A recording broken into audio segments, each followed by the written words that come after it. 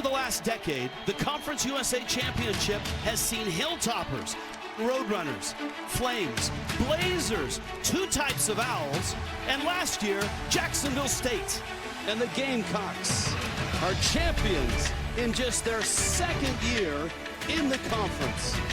Jacksonville State lost 3 of their first 5 games this year, but a late season run brought them 1 win from the title game. The kick is up, and the kick is good, and it's over. The defending champs arrive tonight with momentum. Waiting is this year's surprise. Kennesaw State with a new quarterback, a new coach, and some major swagger. The keep by Odom, and he's in, touchdown. Tonight in Jacksonville, we've got this year's upstart facing last year's champs, Kennesaw State, Jacksonville State, for a Conference USA championship. And welcome to the 2025 Air National Guard Conference USA Football Championship. Kennesaw State at 9-3. Jacksonville State at 8-4. And the crowd arriving, and so are the Owls. Kennesaw State was 2-10 last year. What a turnaround this year. Their first year of eligibility to get to the championship game, and here they are. Conference USA standings, you know who's at the top. A lot of teams going bowling as well. 2 new teams to Conference USA bowl eligible, Missouri State and Delaware. But it's Jack State and Kennesaw State in the championship game. Hi everybody, I'm Rich Waltz, Super Bowl running back. Robert Turbin is here. Jordan Giorgio is down on the sideline. These championship games, no matter how big or small the conference, there's always some electricity here, and there's definitely some electricity in this house. Oh, no doubt about it, Rich. We're up for a big-time matchup tonight, and the atmosphere is incredible. And I can tell you as a former player, nerves are certainly high, but I can also tell you being in bowl games and being in NFC championship games and playing in the Super Bowl, the one message is consistent. Once the ball's kicked off, the game of football is just the same game. And I'm sure that's the message the coaches have given his players tonight. And man, we've got dynamic offenses on both sides. Absolutely. For Jacksonville State, listen, they got a great quarterback and a great running back, a nice balanced attack. And for the Owls, they want to hit some deep passes tonight. That's going to be key in this matchup. Now, Jack State. Champions last year. Rich Rodriguez was their head coach. That's Charles Kelly leading them out. He's their new coach, and he's done a wonderful job here. This is a really good football team and a great environment for this championship game. Let's dig in to Jacksonville State. You're going to love this guy. He's the nation's leading rusher. He's Cam Cook. Yeah, we talked about the balance that Jack State has offensively. Cam Cook has a lot to do with it. He's like a gourmet chef. Every time he steps onto the field, serving 5-star meals against the defense. He got 10 games this year with over 100 yards. That's the most in college football. He's a great one. And he's not the only guy you got to worry about. Caden Creel didn't start until game 5 this year, and he's almost at 1,000 yards rushing. He can throw it as well, and that's a good thing for their head coach, Charles Kelly, who's down below with Jordan. Thanks, Rich. Coach, you said this week championship teams usually have to go through the same opponent twice. What gives you the confidence that your guys are ready to get it done again tonight? Listen, this is going to be about execution. No matter who the opponent is, this is going to be about what we do. It's disciplined execution for 60 minutes. That's what we've got to do. Kennesaw State's tempo is a huge factor. What's going to be key for you guys to set the tone early in this one? Well, we've got to be able to beat them back to the ball. We got to eliminate explosive plays, and then we got to create explosives on offense. Thanks, Coach. Good luck. Thank you. Thank you. Rich. All right, thank you, Jordan. He's also going to have to deal with a really good quarterback on the other side. Let's do a little turbo time, as we like to do. Look at the knot on that tie. Sweet look there, Turbo. Amari Odom, what you got? Well, Kennesaw State's had quite the turnaround this year, and Amari Odom has a lot to do with that. You just love his precision in the pocket. He doesn't panic. He sees a defender down the field with brush, and he's able to execute right here. Look at that again. 4 defenders around the football, still able to deliver the ball accurately under pressure, and you love that aspect to his game. But this is where he can be really dangerous. Good coverage down the field, pocket breaks down, he can get to the edge and use his feet. He's got great speed, and he can create big plays with his legs. You're going to be able to see that tonight. We haven't talked defense yet, but we've got the co-player of the year. How about 120 tackles for Baron Hobson of Kennesaw State? Yeah, he's the energizer bunny for this defense, the unquestioned leader. Wherever the football's at, you're going to see Hobson around the ball, and you're going to see a lot of that tonight. 2-10 last year. Jerry Mack comes in, running back coach for the Jaguars last year. Really great resume coming through the college ranks as well. And look at this, 9-3. That's how you win Conference USA Coach of the Year. Turbo, your keys to the game, brought to you by Air National Guard. Well, for Kennesaw State, they got to execute in the red zone. Didn't do a good job of that in their last matchup against Jack State. And then on defense, they got to have run gap discipline to slow down the rush attack for Jack State.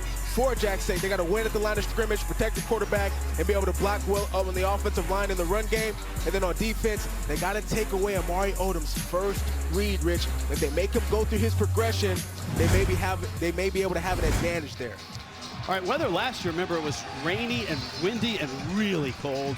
This year, 44 degrees, we'll take that. And not a whole lot of wind, some clouds, not expected to rain. They set a record for attendance when these two teams met 3 weeks ago here. Jack State won that game. It was a tight one throughout, although Kennesaw State had more yards and first downs and turned it over 4 times. Here we go. Michael Petway watches it sail into the end zone. And our first look at the Gamecocks offensively, Caden Creel, 8th start. He's 6-1 as a starter. And he's really not only the main player for this football team, Rich, but the X factor, right? Whenever some things break down, you can count on him to consistently make plays. The biggest thing about him that he does well is that he protects the football, Rich. He's only got 3 interceptions this year, and that's going to be a big component in the victory tonight. Jack State runs the ball more than most teams in college football, and they do it with tempo. And of course, Creel will do a lot of that. Little quarterback draw. Key matchup here. A tall wide receiver against a really good DB. DeAndre Johnson, 6'8". They want to get him on some deep balls tonight. But Jericho Washington Jr., the best corner for Kennesaw State, will be guarding up against them a lot. Gain of 4. 2nd and 6. And this is Cook. And he's caught behind the line of scrimmage. Antonio Stevens for Kennesaw State makes the play. Yeah, this play was really broken up by number 6, Marcus Patterson. When you want to stop the run and you want to be disruptive, it's all about penetration into the backfield. Marcus Patterson getting back there, being disruptive. And a nice job by the Kennesaw State defense to rally for a tackle for loss. It's a loss of 5, 3rd down, 11. Baldwin in motion there, the tight ends. We're going to throw it down the sideline, and it's just over the reach of DeAndre Johnson. A great target at 6'8", and that's a 3 and out, and that's a big win for Kennesaw State. Yeah, it looked like DeAndre Johnson had a chance at that one. May have slowed up on his route there right at the end and then tried to recover. But a nice job by Caleb Alford staying attached to him. That was number 2, the corner, guarding up against DeAndre Johnson one-on-one. And a nice way to start this football game for Kennesaw State with a 3 and out. Connor Donaghy, an Irish punter. Yes, he's from Tyrone, Ireland. And a lefty and a liner there, kicking away from Benyard, who's a first-team all-conference returner. That's a terrific punt, and it's down to the 29, 47 yards on that. Amari Odom is a big quarterback, 6'4". You know, the last time Amari Odom played against this Jack State football team, he didn't have his best performance, but the last 2 weeks, he's had record-breaking performances, and so his confidence is recovered and built back, and he's looking to have a big matchup tonight against Jack State. The key for him, Rich, is not throwing the football to the other team. He's got to be careful with the football. He's got to make smart decisions tonight. 3 interceptions in that game, and they all were costly ones. They were all in Jack State territory. Coleman Bennett is the running back. Odom can run it, but they like him to swing it. And this is Bennett on the first carry, and he fights his way out to the 35. That's a gain of 6. Key matchup here, Caleb Nix and Gabe Benyard. Yeah, Gabe Benyard is their do-it-all player for Kennesaw State. Really electric as a wide receiver, but you'll see him in the return game as well. But on defense, how about Caleb Nix? He's got 4 interceptions on the season. He had one against Kennesaw State in their last matchup. He's one of their big-time players on the defensive side of the football. And he is the younger brother of Bo Nix, the Broncos quarterback. Play action for Odom. Swing it out. That's Bennett with the catch to the 40, and he dances up the sideline, has a first down, and they mark it at the 45.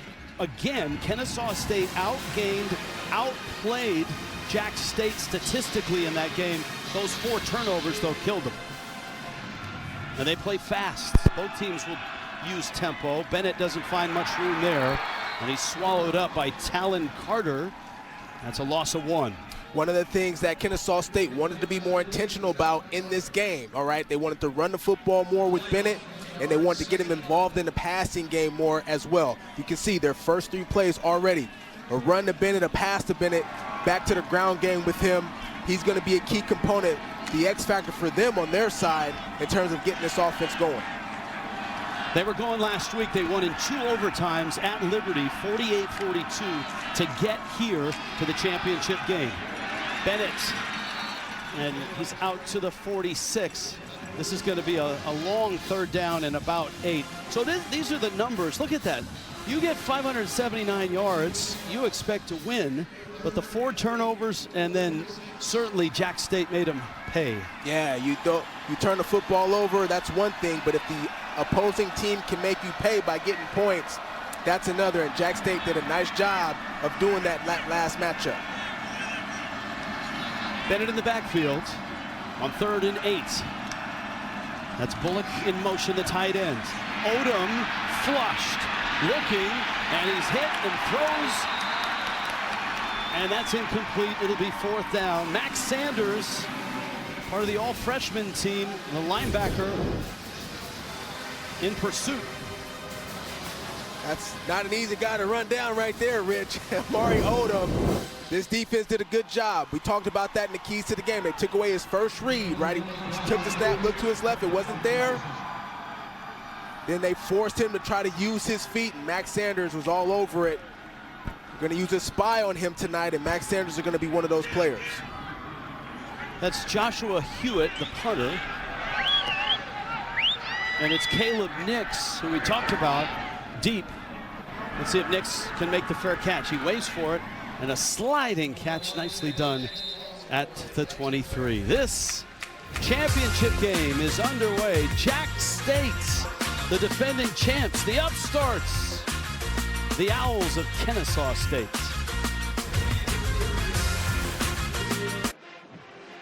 Mighty proud of you. You worked your ass off. Damn, I love you. We going to the ship. We going to the ship. That's what we do. Yeah. That's just what we do. All I got to say to you is congratulations and rematch. Yeah. Oh, man, how cool is that? It is a rematch. I'll bet you had some Pete Carroll moments just like that. Yeah, no doubt about it. I mean, look, you play the 49ers twice a year and then see them in the NFC Championship game. Some classic battles there. Creel back to throw, fires it sideline, has a man, that's Johnson, the big wide receiver, to the 35-yard line. That's a gain of 12. And that's a good example of the arm that Creel has. And an interesting story with DeAndre Johnson, you know, typically a guy that you want to hit deep down the field. One of the areas that they want him to continue to grow is in that route tree right there, a nice comeback route for a first down. Creel fires it over to Coombs, and Caleb Coombs is hit. You can hear there's a pretty good contingent that has traveled northwest of Atlanta as Kennesaw State, so it's not that far a drive. A lot of buses pulled into Jacksonville for this one. And it's a physical battle right there on the edge. I mean, a nice job by Caleb Alford getting off the block and making the tackle that time.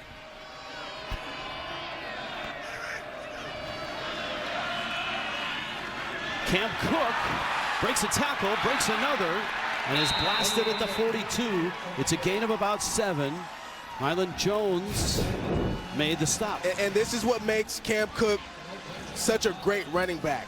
The ability to make people miss. He's got the most forced missed tackles in all of the country, with 93 coming into this game. There it is right there. I think that needs to be 95 now after that run. Yeah.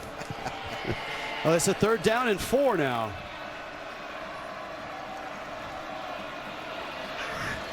Remember, Creel's so dangerous with his legs. He's going to fire it up for the receiver. Lots of contact. And Jericho Washington knocked it down. Creel, I mean, he turned a hand off to no one and then threw it up for grabs. Well, it looked like Cam Cook went the wrong way. And look at the airtime right here by Washington. He comes up a little shaken up right there. You cool with that contact? Oh, I like the no call right there. Ball's up for grabs. You're just playing 3 flies up at that point. Nice job by the defense. That's right, you were a baseball player at one time. I was a baseball player at one time. Donaghy, who had a really nice line drive punt his last time, is looking for a fake here, and Donaghy runs all the way up. Boy, he had an opportunity, and he punts it, and it almost hits a Kennesaw State player and ends up at the 16. I think if Donaghy just ran it, he would have had the 1st down. Remember, it was 4th and 4. Wild times already in this one. Scoreless start, Conference USA Championship. College football on CBS Sports Network is sponsored by the Air National Guard. Serve your way. Join the Air National Guard. Visit airforce.com. By Verizon. And by Old Trapper Beef Jerky. What's your beef? Yeah, that's Truist Park, home of the Braves, and these two teams met. A lot of scoring there, 60-52 in 5 overtimes. Darnell Holland scored the winning touchdown. Here, championship game. Charles Kelly in his first year at Jack State. Jerry Mack in his first year at Kennesaw State. All right, look, we were talking about the punter, Connor Donaghy. Turbo, what did you see? Well, he's got an option here to run this football or punt, and I just think once those defenders started coming downhill right there, it kind of spooked him out of it, so he kicked the ball. Well, the other thing is he's a true freshman from Ireland. So I don't know how many times he's been tackled in his life. Exactly right. He certainly hasn't been tackled in practice, that's for sure. 2nd down, 11. Odom steps up, fires, and it's incomplete. We talked all about the offense and all about the quarterbacks, but both defenses look sharp. And the game plan for Jack State defensively tonight is they want to play shell coverage, meaning they want to have 2 deep safeties and try to force Kennesaw State to complete passes underneath those intermediate routes, forcing Amari Odom then to go through his progression. What they don't want to do is give up the explosive deep plays, which is how Kennesaw State gets going offensively. 3rd down, 10. Odom rolling right, fires, caught, and a 1st down. It looks like Kopic. Now, where do they spot him? He sprawled on the 26, but they may mark him at the 25, and they do, and it's short, and it's 4th and less than a yard, and the offense Oh, wow, I would go for this. Is coming off the field. I think I would go for this. It was a nice decision by Odom. He had Benyard down the sideline. That's what he wanted, but he had safety help over the top defensively, so it wasn't there. He comes back to his right and is able to find Kopic there just short of the 1st down. I understand the decision here, though, Rich. You're in your own territory. You got to punt this football. Hewitt, that was narrowly blocked. Nix, fair catch. And he makes it at the 30, 45-yard punts. The nation's leading rusher, Cam Cook, under wraps so far. Jack State gets the ball when we return. Scoreless here, Conference USA Championship. Tomorrow, noon Eastern, Don't miss a Serie A showdown. Inter hosts Como. It's the pinnacle of Italian soccer on CBS Sports Network. Stream every match live on Paramount+. Well, this is what Odom wanted on that last play. The go route here, but the safety over the top got him off of it, which is a nice awareness there by Odom. And there's a catch by Kopic, and it was just short. Surprised they didn't take a second look at it there, but I like the decision to punt. You're on your own 25. You got to play the field position game. Caden Creel, little option right side, and he's dangerous when he gets a seam. And Creel is stopped at the 37. He didn't start this year as a starting quarterback. In fact, he was returning punts and playing wide receiver whenever they wanted two quarterbacks in the game. Yeah, he was also playing running back as well, and his mindset was just to do whatever was best for the team, and that earned him the opportunity to be a starting quarterback at this point of the season. Well, he's more than earned that. He's 6-1 as a starter. Christian Lando in the backfield. And again, Creel going to keep it, and he's got the first down out to the 46. Gavin Wimsatt was the starter. We may see more two quarterback looks with Wimsatt and Creel. In fact, Cade Cunningham, the third quarterback, there's an outside shot. They run a play with three quarterbacks in the game. Well, they have athletes, they feel, at their quarterback spot. All three guys can do some unique things, and so expect offensive coordinator Clint Trickett to involve them into the system tonight. Creel looking off his back foot, fires it, and a catch. That's Johnson. That is a 6'8" wide receiver who's absolutely blossoming here at Jack State. And I love that you said that about him, Rich, because early on in the season, you know, mentally he just wasn't quite there, didn't understand the offense, wasn't showing the consistency, you know, as an athlete, the classroom, on the field. He really changed that up, and he's really started to blossom, in your words there, Rich, as a football player. That's a 24-yard hookup, Creel to Johnson. And on 1st and 10, Creel, blitz comes, gets rid of it. That's caught by Lando out of the backfield. Not Calrici, but Christian Lando. And he's to the 28-yard line.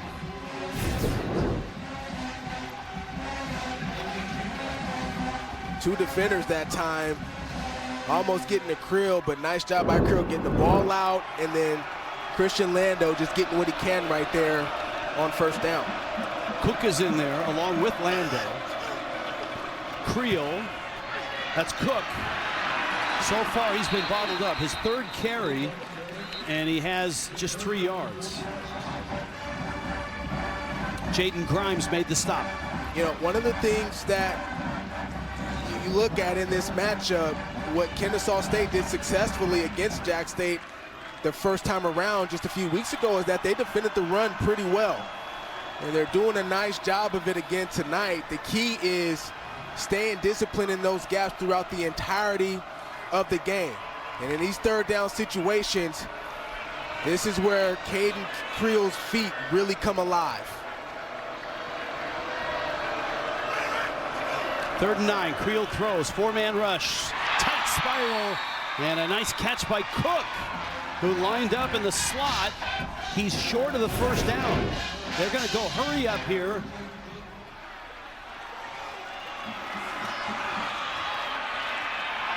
And on 4th and less than a yard, Cook wiggles his way to the first down.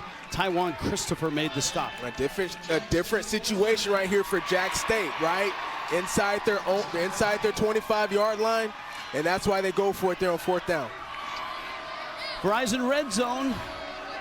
Tonight we'll keep an eye on this. 62% getting in at least points. Touchdown percentage is at 58. Last week, though, they were 2 of 7 against Western Kentucky in a game that they won on a walk-off field goal. 8th play of the drive here. Just inside the 17. Creel in trouble. Avoids one. Bounces to the outside. Racing for the sideline. Gets the first down.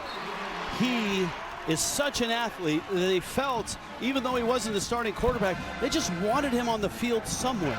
And the thing that impresses me most about Caden Creel is how quickly he gets to full speed. I mean, he hits that acceleration button, and he's at full speed right away. Showed the elusiveness that time, able to get outside of the pocket there and get a first down. 30 yards on 4 carries already for Caden Creel, who is a redshirt sophomore. He's over 1,000 on the season now. Cook meets Marcus Patterson and Tylon Dunlap. And Marcus Patterson's been doing a nice job really all game long. Inside move, going up against big Reggie Jackson, number 77. And it looked like that was actually Tylon Dunlap, number 5. And a nice tackle for loss that time. There's Jackson, the right tackle. This is a really good run blocking offensive line. 2nd and goal.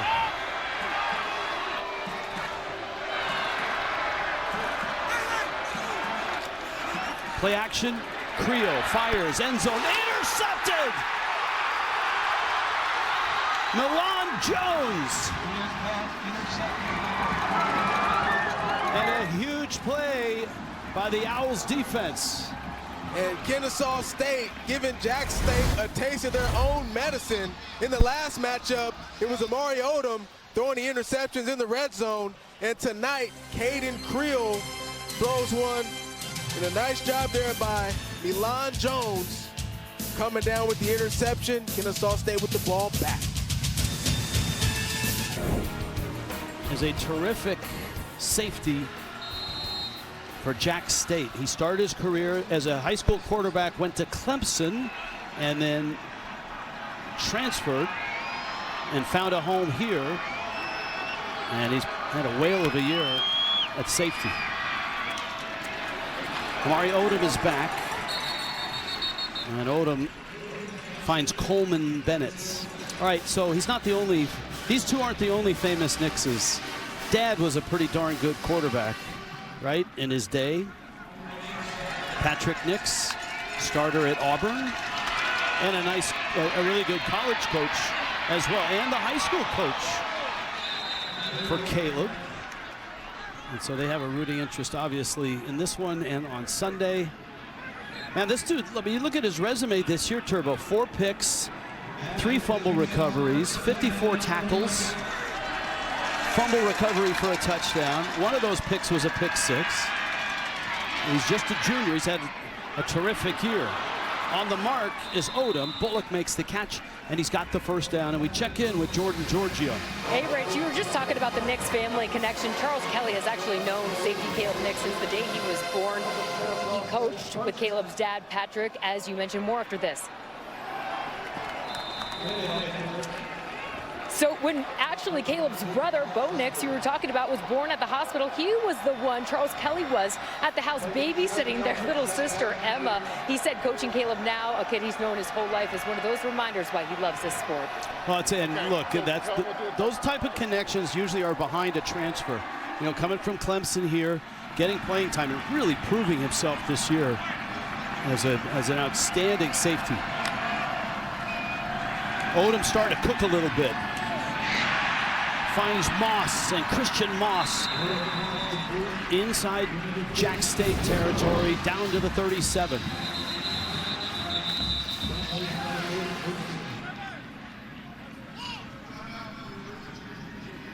And so Moss with the catch, first down. Walker Osteen, second team All-Conference USA. A guy who dominated defensively in that first matchup. He had 14 tackles against Kennesaw 3 weeks ago, is down, and they're looking at that right leg.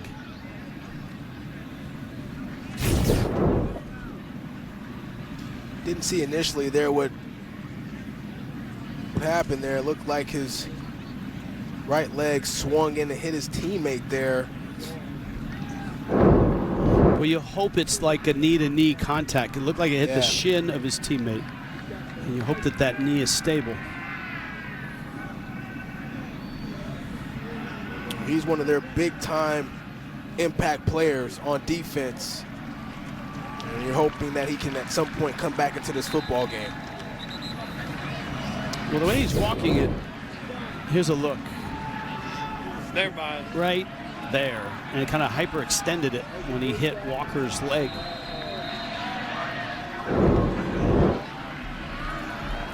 You know, Rich, this is an important drive for Kennesaw State. You know, I think one of the keys to the game for Kennesaw State is getting out to an early lead. You're on the road. It's a championship game.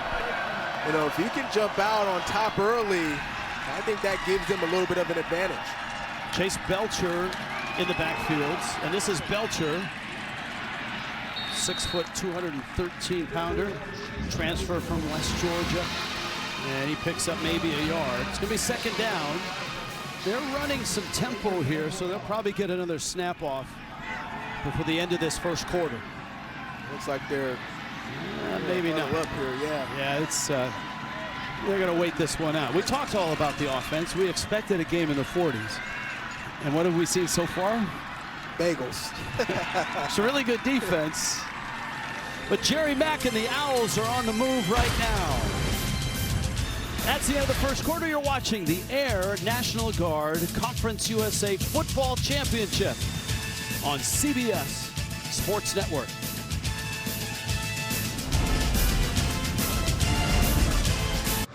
To the second scoreless Conference USA Championship. Jerry Mack moments ago with our Jordan Giorgio.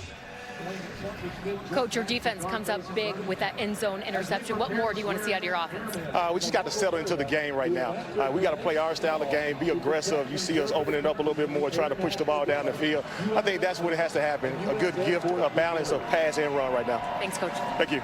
They were 2-10 last year. Jerry Mack comes on in his first year. He was a running back coach for Jacksonville at the Jaguars. And look what they've done this year. They've gone 9-3, 7-1 championship game. Those are the numbers in the first quarter. Second down and 9. Ben Yards, they need to get him with some more touches. And he ends up at the 36. And, you know, talking about Jerry Mack, and there's Charles Kelly, both these guys in their first years. Kelly, long-time college, high-level college assistant coach. Defensive coordinator for Deion Sanders at Colorado, co-defensive coordinator the last 2 years at Auburn. Jerry Mack in the NFL.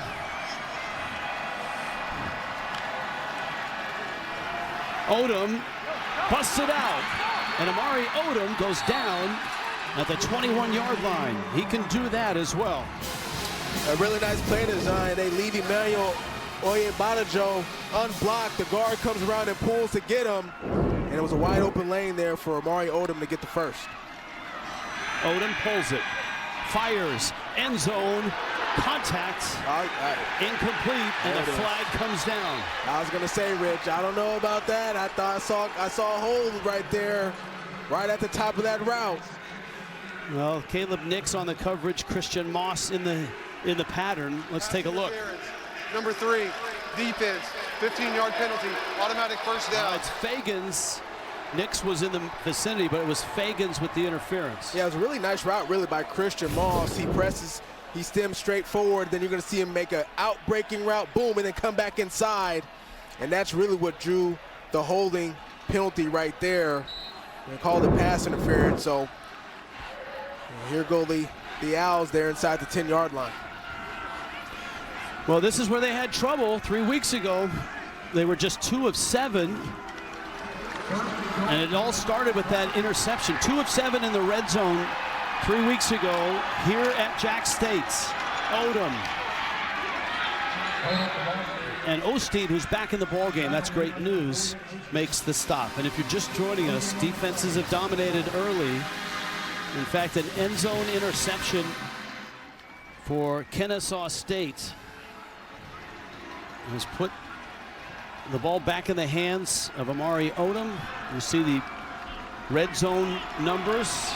The touchdown numbers are the important ones. 3 of 8. Second and goal. Odom again. They're not going to get in. Stansbury makes the stop for Jack State, and it's 3rd and goal. Very tough defense to run the football against this Jacksonville State team. And a timeout. And Kennesaw State wants to talk about it.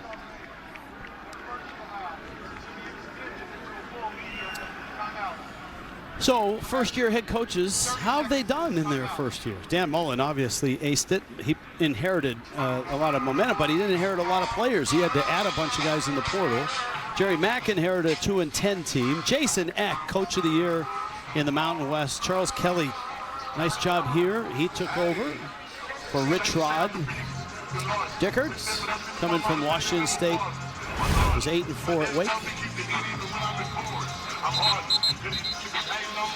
Let's check in with Jordan. Jordan? Hey, Rich, I'm down here by the Jacksonville State huddle. You can hear it loud and clear. 11 hats to the ball. That's what defensive coordinator Brian Williams is screaming to his defense right now.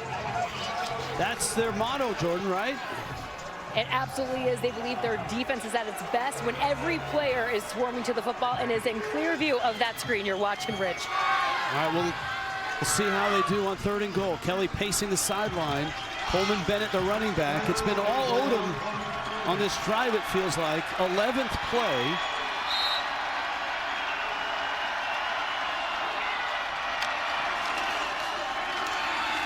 And it's Bennett. And he's in.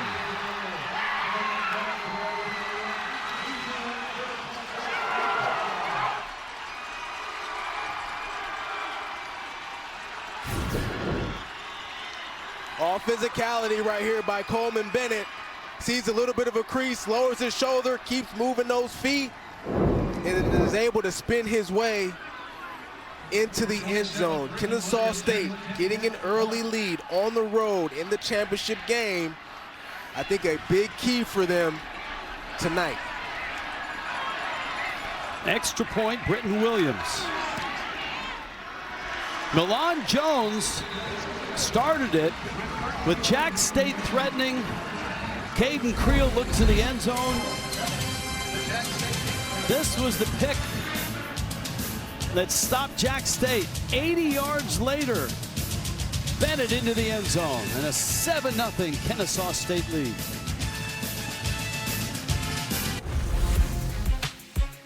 Gets Pavia, and he scores! Pavia sneaks through, and Cooley on his feet busts into the end zone. Touchdown, Liberty. Salter, end zone, caught, touchdown, Daniels. And they are the 2023 Conference USA champions. Special guest appearance by Aaron Taylor there at the end. That was a terrific game, and of course Diego Pavia has blown up since at Vandy. Inside the numbers, 20 different games played, 13 different winners, 7 two-time champs, 6 one-time champs, and 3 back-to-back champs. Last time it happened were Roadrunners 2021 and 2022 UTSA. Petway from his 8. Head of steam, and a nice return as he gets it out to about the 28-yard line. Kennesaw State's defense gave up a long drive, but then buckled down with that interception. And they've kept Jack State out of the end zone. Yeah, and it's really been at all 3 levels tonight so far, Rich. The defensive line has done a nice job getting penetration into the backfield and getting some tackle for losses, and that's forced Jack State then to have to throw some footballs down the field, and their secondary, the secondary for Kennesaw State is capitalized. Milan Jones with that pick back on the field. Caden Creel. That was a dangerous pitch. Cook gets hit. That pitch was almost a pick-6 pitch. I guess it would be a pitch 6. And then watch the effort here by Elijah Hill. This is the freshman. Just misses it. Watch him get back into the picture. Boom. And this is the intensity that this defense is playing with tonight. Second down, 9. 4-man rush. Quick throw out to Cook, who likes to catch it and run with it and bust tackles along the way. And he's got the first down out to the 43-yard line. Well, he lowers his shoulder on a defender that time. Let's take a look at this. 1-on-1 in space. Boom. Get out of the way.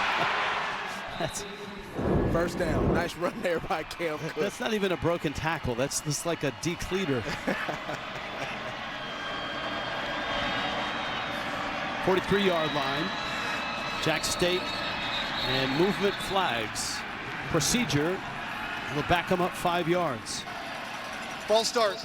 Number 1, offense, 5-yard penalty, first down. We'd introduce Ron Hudson, our referee.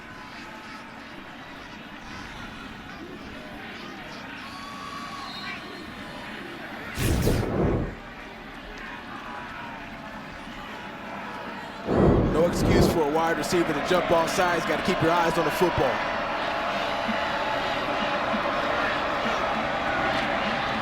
Cook, kind of the outlet valve, and he's getting a lot of work out there, but he's not getting a lot of yards. 3 hats on him. Isaac Hall in the middle of it for Kennesaw State. Well, this defense, look at 3 guys. 3 guys are there unblocked. It's the discipline right now for Kennesaw State. They're understanding how Jack State is trying to attack them, and they're in the spots that they're supposed to be in. Cook has 3 catches for 21 yards. Just 20 yards rushing. Creel caught and dropped. And that's Elijah Hill. First team All-Conference USA and just a true freshman. Actually leading the Conference USA in sacks. Tack on another one. That's 8 for the year. Typically, he's a guy that comes in on 3rd down, Rich, as a 3rd down rush specialist. But they've been using him on all downs tonight, and he's been impactful.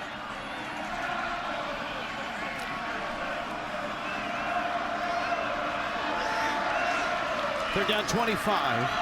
Creel, lots of time, escapes the pocket, got a long way to go, but he's going to get there. Look at Creel go, a first down inside the 40, toppled at the 38 by Cody Jones. Well, this is the danger of playing man coverage. You play man coverage, all your secondary players have their back turned to the quarterback, and Creel's got too much speed to not have at least a spy trying to mirror where he is. I thought a mistake right there on 3rd down by the defense, not having a defender dedicated to the quarterback there. 54 yards already for Creel. Ball at the 38. Fake to Cook. Creel across the middle, broken up, and it's incomplete. Johnson, the intended receiver. It was slight. And a flag? It was slight. He got it slightly early. He got there slightly early. Slips out of the break, boom. See it there, Rich?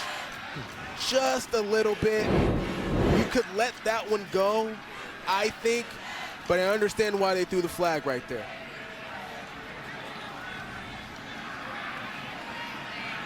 And they're having a discussion about it. They could pick this up. Pass interference, number 12, defense. Ball will be placed at the spot of the foul, automatic first down. Yeah, he just got there a split second early. And, you know, Jack State now really able to move the football because of some self-inflicted wounds there by the Kennesaw State defense.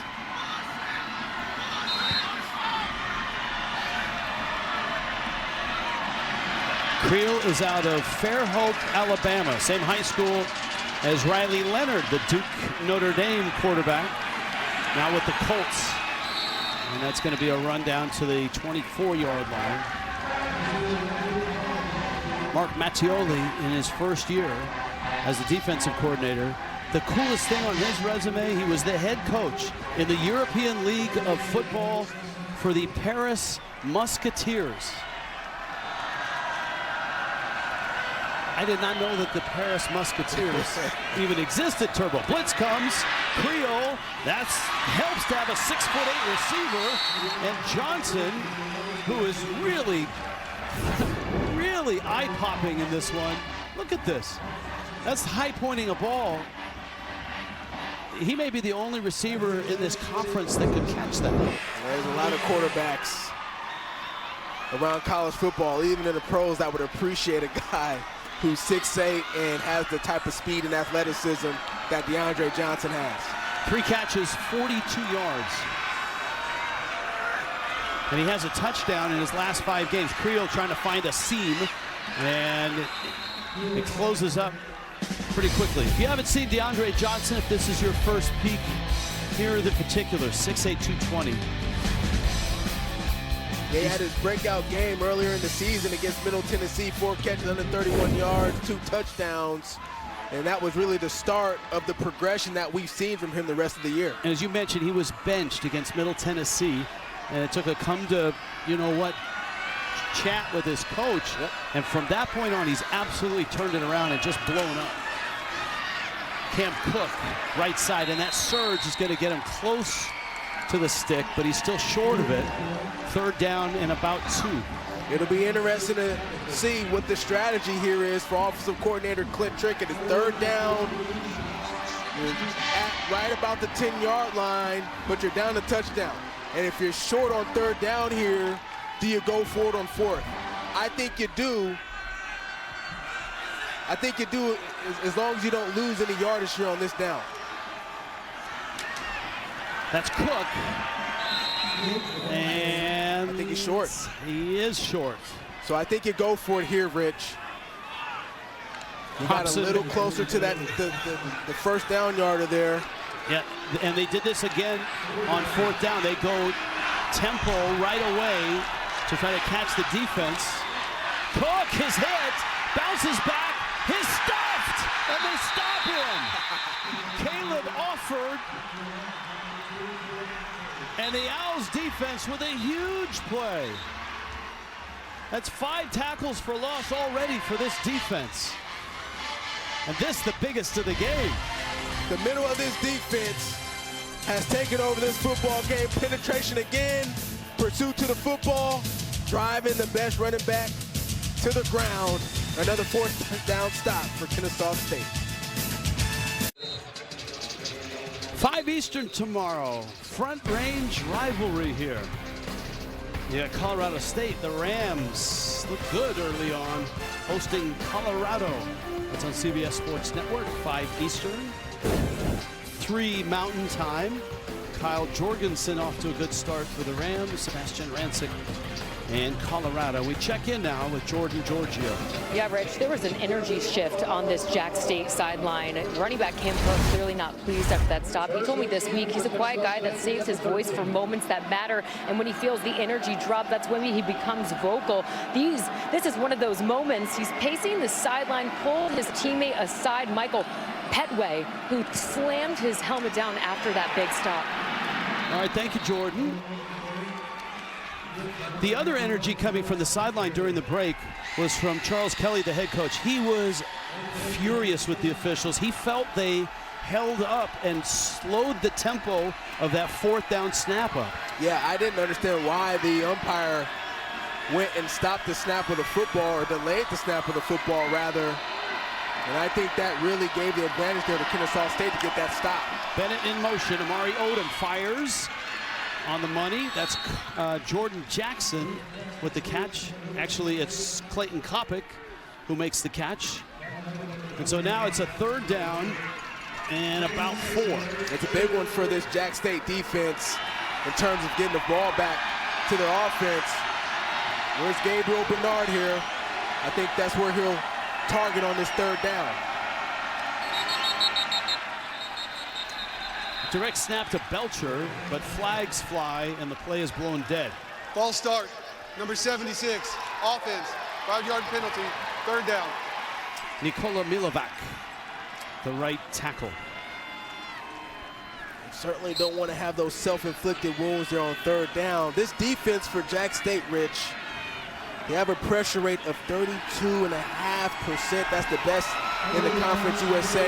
They thrive on these third and long opportunities.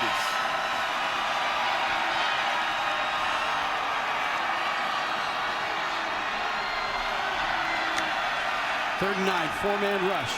Odom has time, fires to the sideline, and it's caught there. Holding on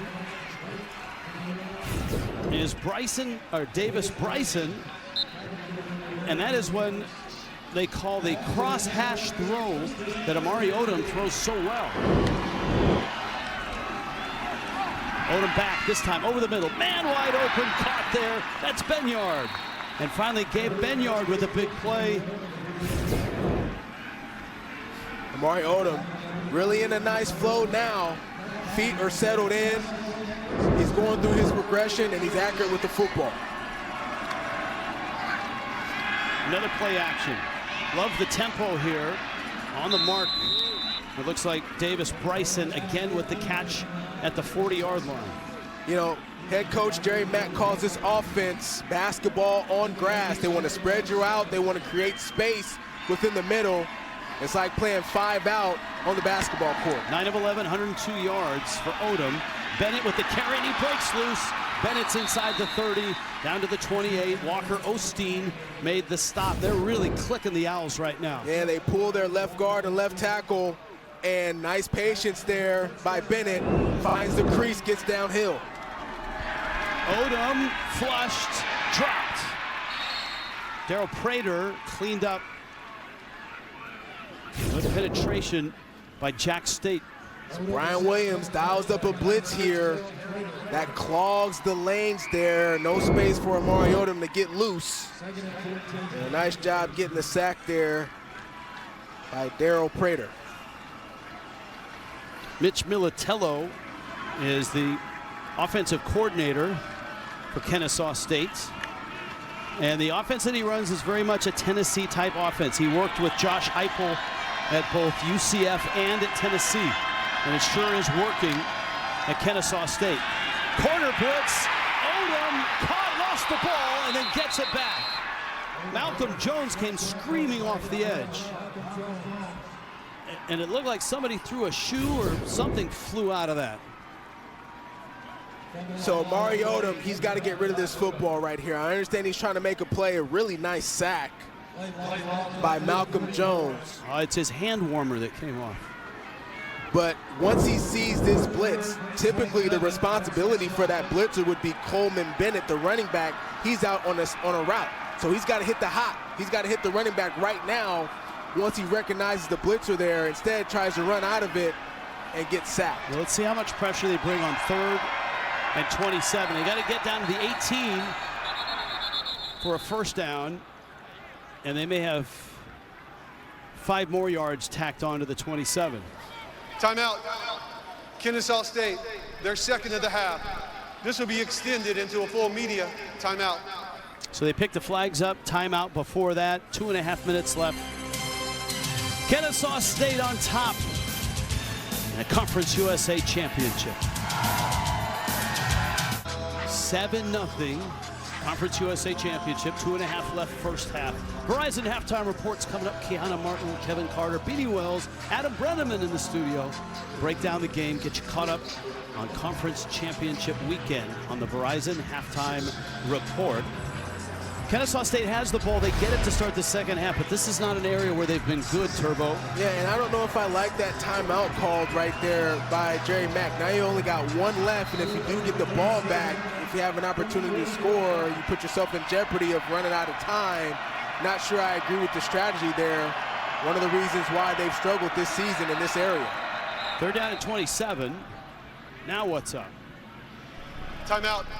Jacksonville State, their first of the half. It's going to be a 30-second timeout.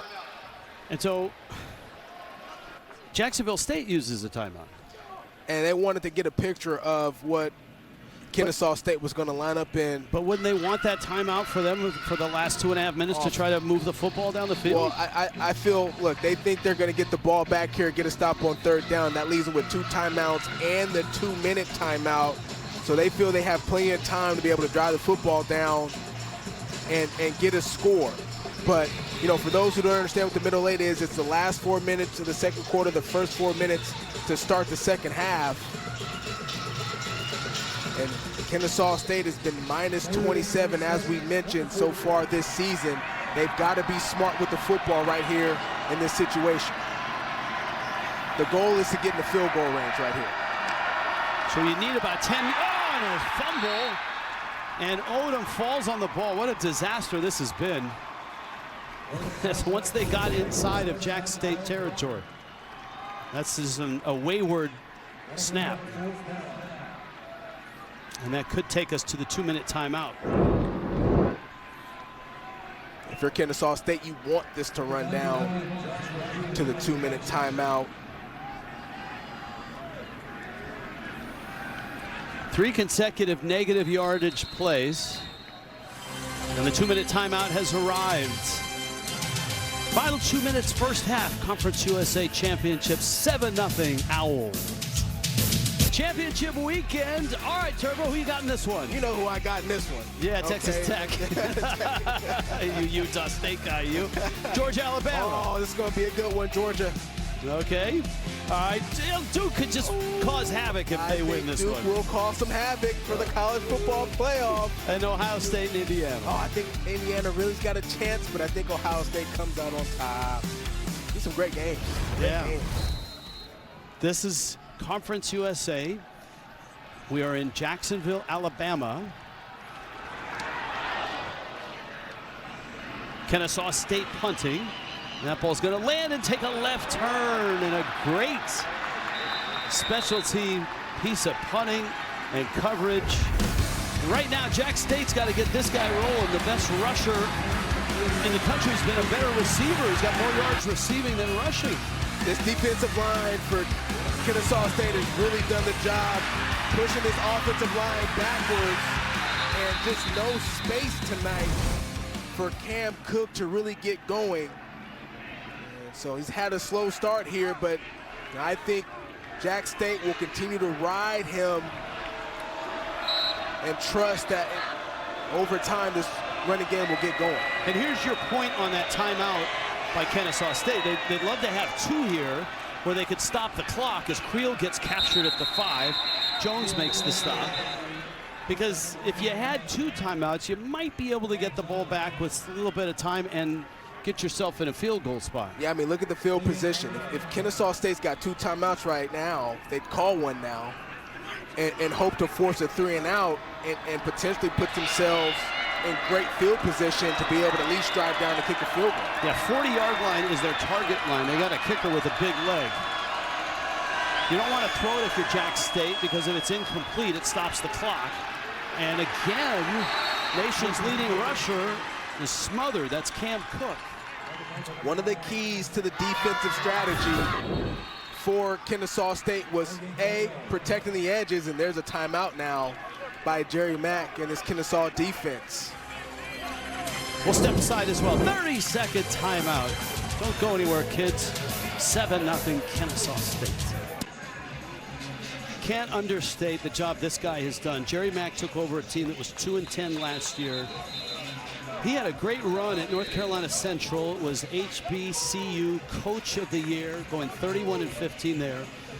Offensive coordinator at Rice for 3 years, running back coach at Tennessee, running back coach for the Jaguars, and now his second head coaching job, and he's aced his first year. They've won 9 of their last 10 in the championship game. If you're Jack State, strategy-wise, you got to run this football, keep this clock running. Yeah, you don't want to throw it and have an incompletion, and so Creel is certainly going to run it on a set play. He's short of the first down, and here's where you really wish you had that timeout, Turbo. You were all over it. That's all part of winning the middle 8. No doubt about it. They call a timeout on a play that was already, what, 3rd and 20 or whatever it was. If you have a delay of game, you just eat the 5 more yards, and you're still able to pin them deep. And the offense is still on the field. I think they're just going to take the delay penalty here. They're going to try to get him to jump off sides. It's 4th down and 3. It would be crazy if they snapped the ball here and ran a play.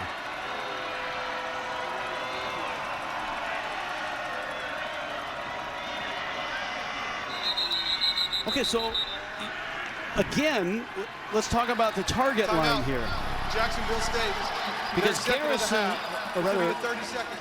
as you look at the kicker for Brittany Williams, the target line, they feel like he can take a shot at the end. As long as 50.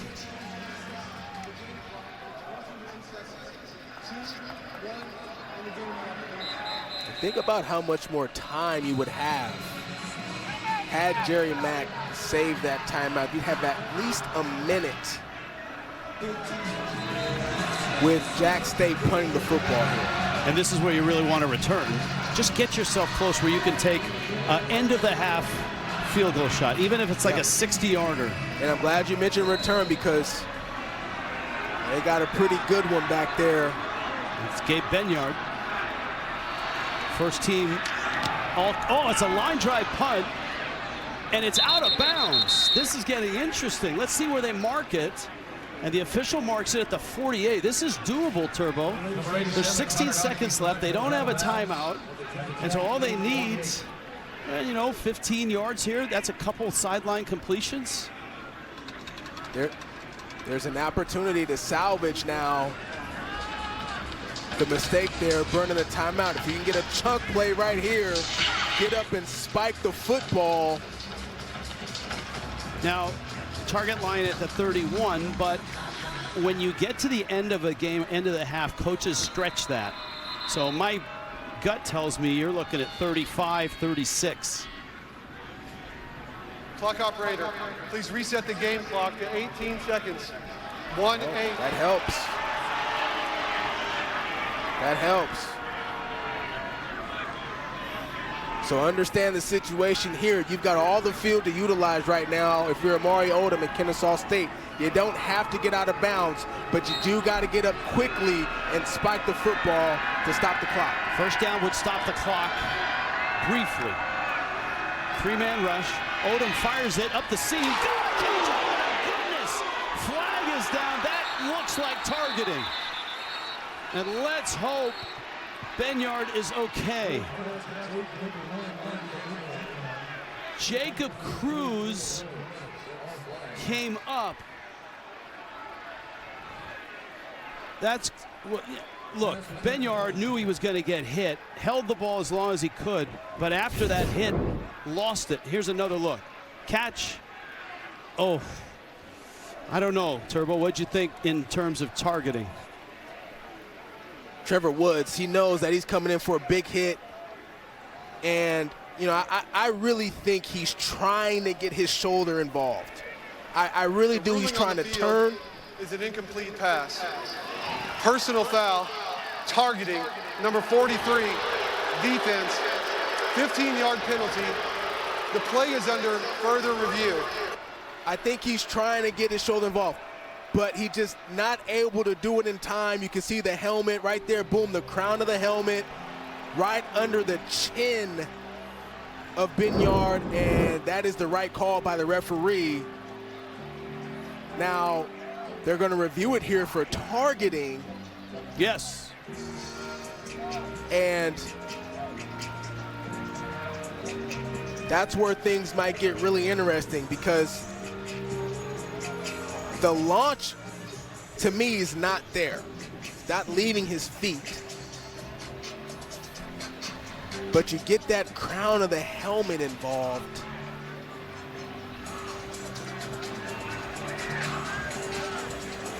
And right now, really the concern is Gabe Benyard. You hope that he's okay. There's Trevor Woods watching the scoreboard, hoping that he sees a replay that exonerates him somewhat. Trevor Woods played for Coach Kelly at Colorado when Coach Kelly was a DB coach. Followed him here. 20 starts at Colorado. 33 games. After review, interceptions. The ruling of targeting is upheld. Number 43 is disqualified. 15-yard penalty, automatic first down. I think clock that's operator. I think please that's the right reset call. the game clock to 15 seconds. Yeah. 1-5 on the game clock. And Benyard's up. You love that. You love to see that. It's the crown of the helmet for Woods.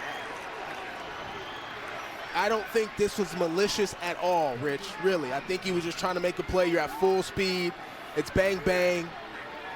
But the crown of the helmet gets involved, and that's targeting.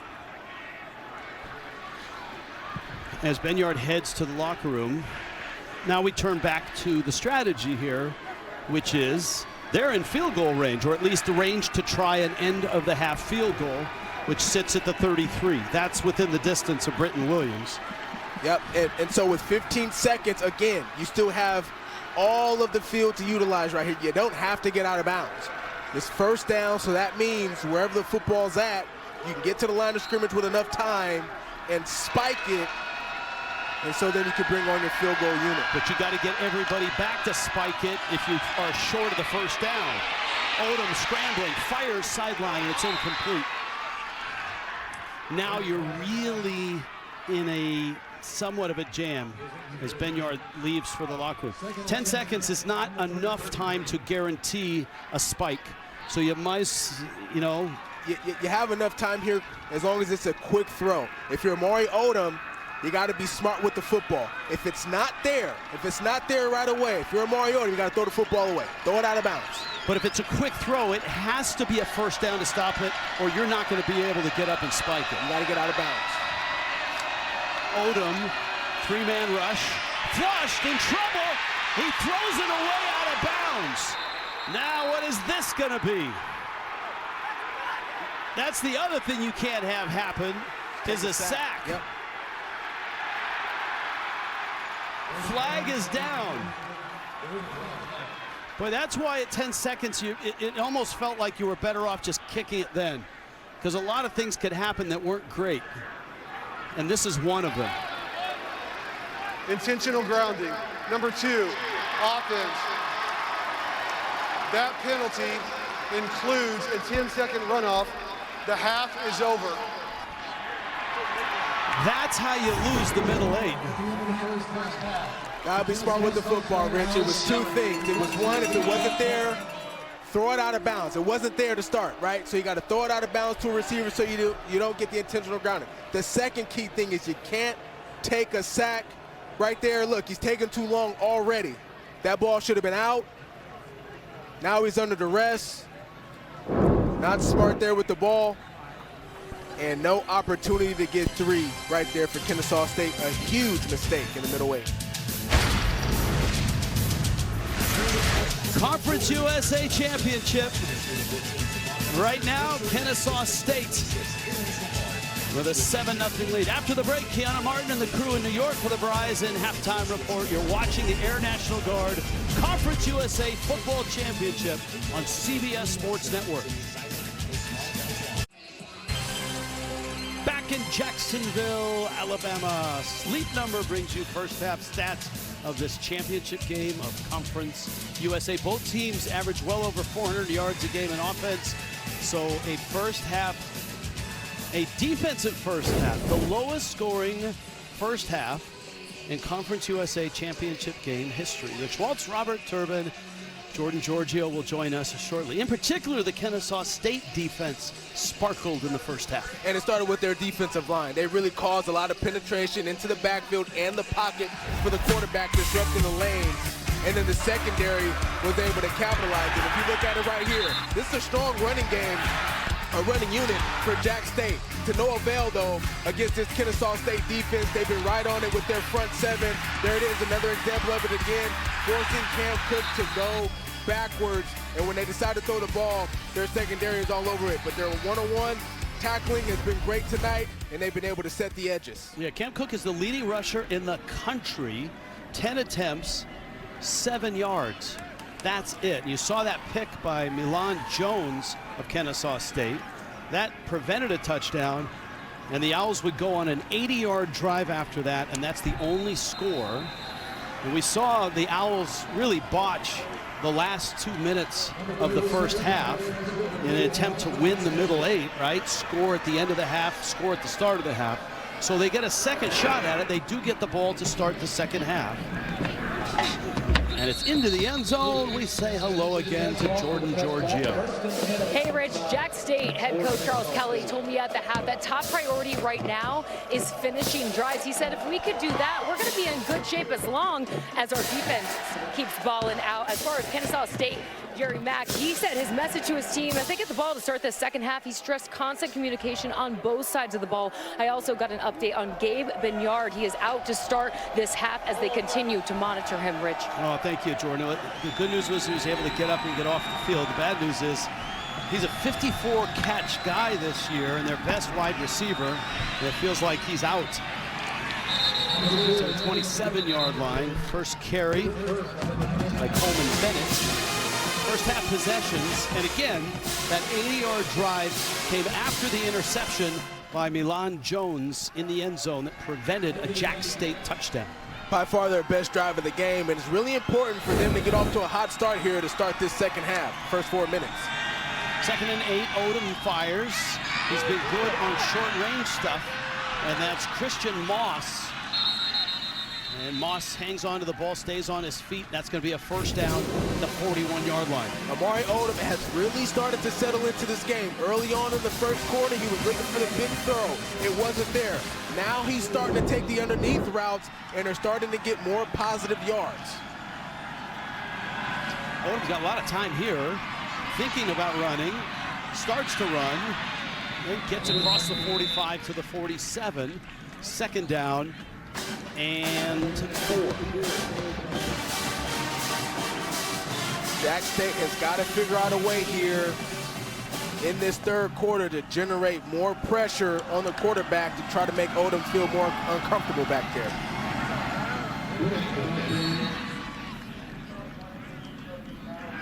To the 49. Interesting here, midfield. We saw in the first half, Jerry Mack, head coach for Kennesaw State, play the game a little bit more conservatively. If they're stopped short here on third down, I would expect them to go for it. So 3rd and 1. Bennett almost busted that one, and he's got the first down into Jack State territory to the 41-yard line. This is an inside zone play, and a really nice job by Coleman Bennett, really being patient. Didn't see anything inside, boom, went to the outside and got the first down. Play action, Odom running, little flip, that's Bennett.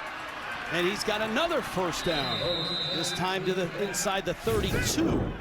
The last couple weeks, we saw Amari Odom in this type of situation keep the ball himself and run. He's been really intentional tonight about getting his other guys involved. Tempo offense, little swing pass there. Nice move along the sideline.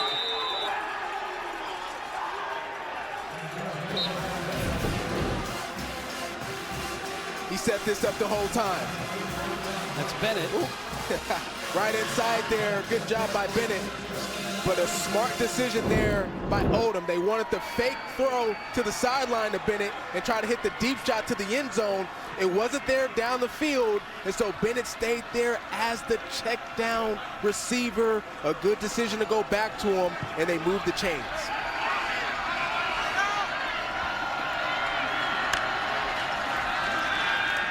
Odom, crossing pattern, caught there. And a nice gain inside the 25 to the 23-yard line. That's Javon Rogers there on the reception. And it's interesting now with your number 1 wide receiver out of the game right now in Gabriel Binyard. Who are the other wide receivers that are going to step up in this passing game? Little reverse look there, that's Bryson. And he's brought down right at the 30-yard line. So Garen Stansbury made the stop. Protect the edges. One of the key components there from defensive coordinator Brian Williams and this Jack State defense heading into this ball game.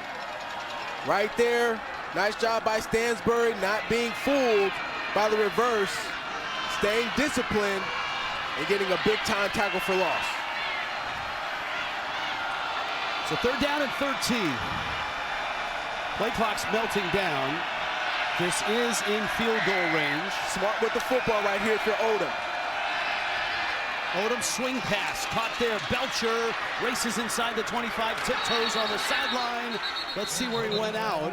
It's going to be short of the first down, right about the 20-yard line. This will be 4th down and about 3. He tried to tightrope it, and had he not stepped out of bounds, would have gotten the first down. I think a good choice right here by Coach Mack as we take another look at this. Just barely steps out right there. A good decision here by Jerry Mack. Kick this field goal, make it a 2-score game.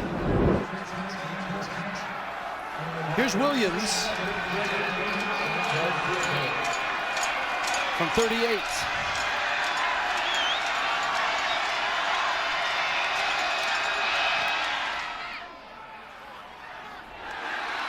And he got it. Kennesaw State stretches the leads. They get 3 out of the first drive of the second half. It's 10-0. College football on CBS Sports Network is sponsored by Sleep Number. It's the Sleep Number Black Friday sale. Shop for a limited time, only at Sleep Number. By Lowe's. Score with the Lowe's app. Download now. And by Reese's Peanut Butter Cups. So FCS 17-7, Kennesaw State won that in 2017. And that's a reminder that these two teams are new to FBS, relatively new. Third year for Jack State, third year in Conference USA. And for Kennesaw, second year. And just to tell you, man, the second year was pretty good for Jack State. They won the championship last year, and here's Kennesaw State. All right, you got to get the car back on the track. We're close to Talladega, so notable rushing leaders in college football. And I love the Iowa State look there. That was not Jimmy Rogers in the car, by the way, racing by. Might have been Ashton Genty of Boise State. Now Cam Cook of Jack State. Talladega is just what, south of us here, about 35 minutes? Off to a slow start tonight, but I expect him to get going here in the second half. Creel trying to get it going. Petway makes the catch, and Petway spills across the 30 to the 35-yard line. He's just short of the first down. How do you solve Jackson State's offense? It's unbelievable they didn't score in the first half. Well, it all starts with the offensive line. They're not winning up front. The defensive line for Kennesaw State is really dominating. It's important, though, for Jack State not to abandon their run game just because they're down 10 points. I'd like to see them give the ball back to Cam Cook, but they've got to take more shots down the field with their wide receivers. Pitch, there's Cook trying to get outside, cuts in. He has the first down, but only 3 yards on that. Adam Watkins makes the stop. They had a couple of drives. The interception in the end zone obviously is a huge play. And they were stopped on a short fourth down in that fourth drive of the first half. Yeah, they had the turnover on downs as well. That gave the ball back to Kennesaw State, but only one deep throw to DeAndre Johnson there in the first half. Creel will keep it, and Marcus Patterson pulls out. That's out. The Owls are saying they have it.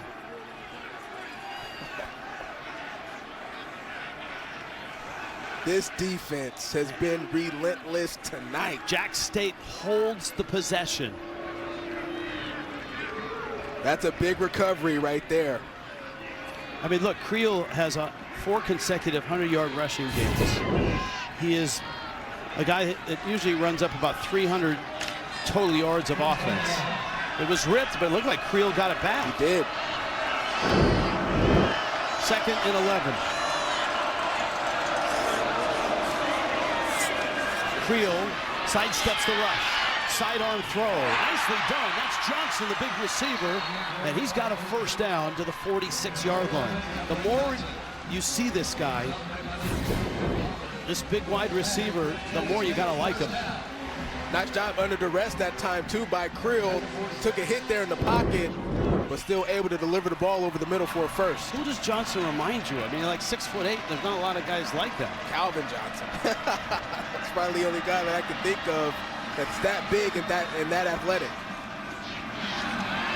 Cook, now he makes a miss, and he's inside the 30, and Jack State starting to move the ball.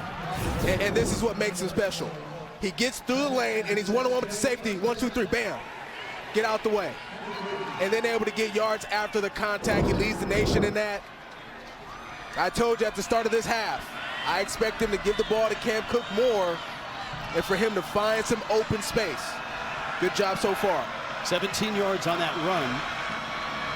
Ball just inside the 30.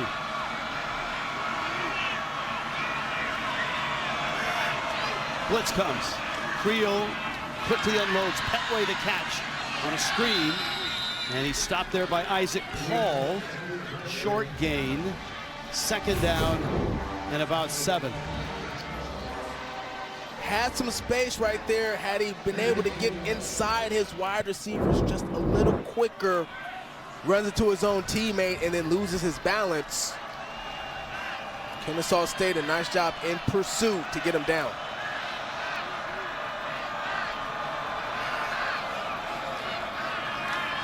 Cook again.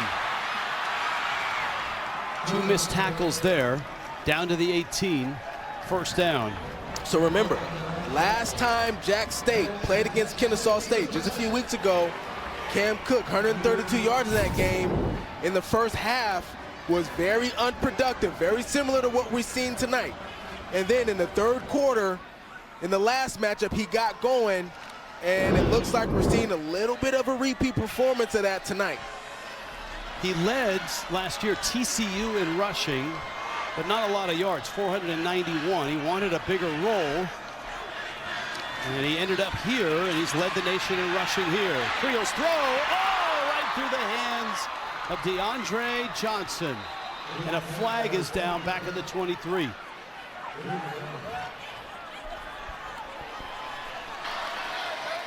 Holding, number 13, offense, 10-yard penalty, first down. It's Pearson Baldwin, the tight end.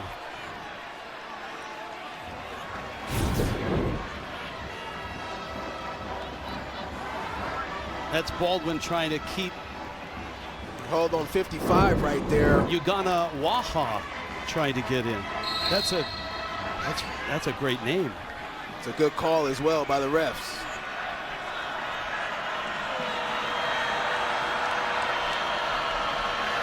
First and 20. Creel gonna pick up good yardage here. He has that acceleration that, you know, some quarterbacks have it, but he just gets through the line just very quickly. Yeah, he's got, I mean, his acceleration is second to none. Haven't seen him be as impactful with his feet tonight. It's a huge element to his game. Kennesaw State has done a decent job for the most part keeping him bottled up, but right there, getting back to the original line of scrimmage. Clint Schrickett, offensive coordinator, former quarterback at Florida State and West Virginia, now calling plays for Jack State. Creel, play action, and Johnson in a battle there with Caleb Offord. It's incomplete. Offord was the guy that was knocked out of the game 3 weeks ago on a targeting hit. It's great to see him back. And he's been on Johnson most of the night tonight. We thought we'd see Jericho Washington on him, but you know, Caleb Offord, he's 6'2" as opposed to 5'10" by Jericho Washington. So a little bit of a size, I mean, there's still a size advantage there, but he's a taller corner, and he's done a good job against DeAndre Johnson so far tonight. 6 targets already for Johnson, 4 catches. Creel on 3rd and 10. To the sideline, and he fires it out of bounds.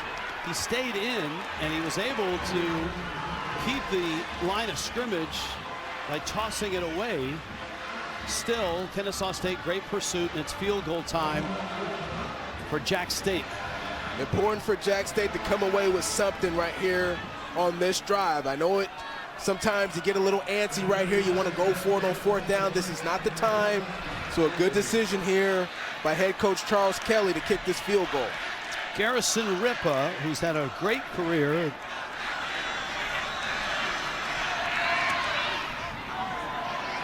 It is up, and it's no good. The uprights at this stadium are extremely short, which makes it tough on the officials. Anytime a ball is up, look how short the uprights are here in Jacksonville. And Ripa missed it. Yep, he missed it. Still 10-0.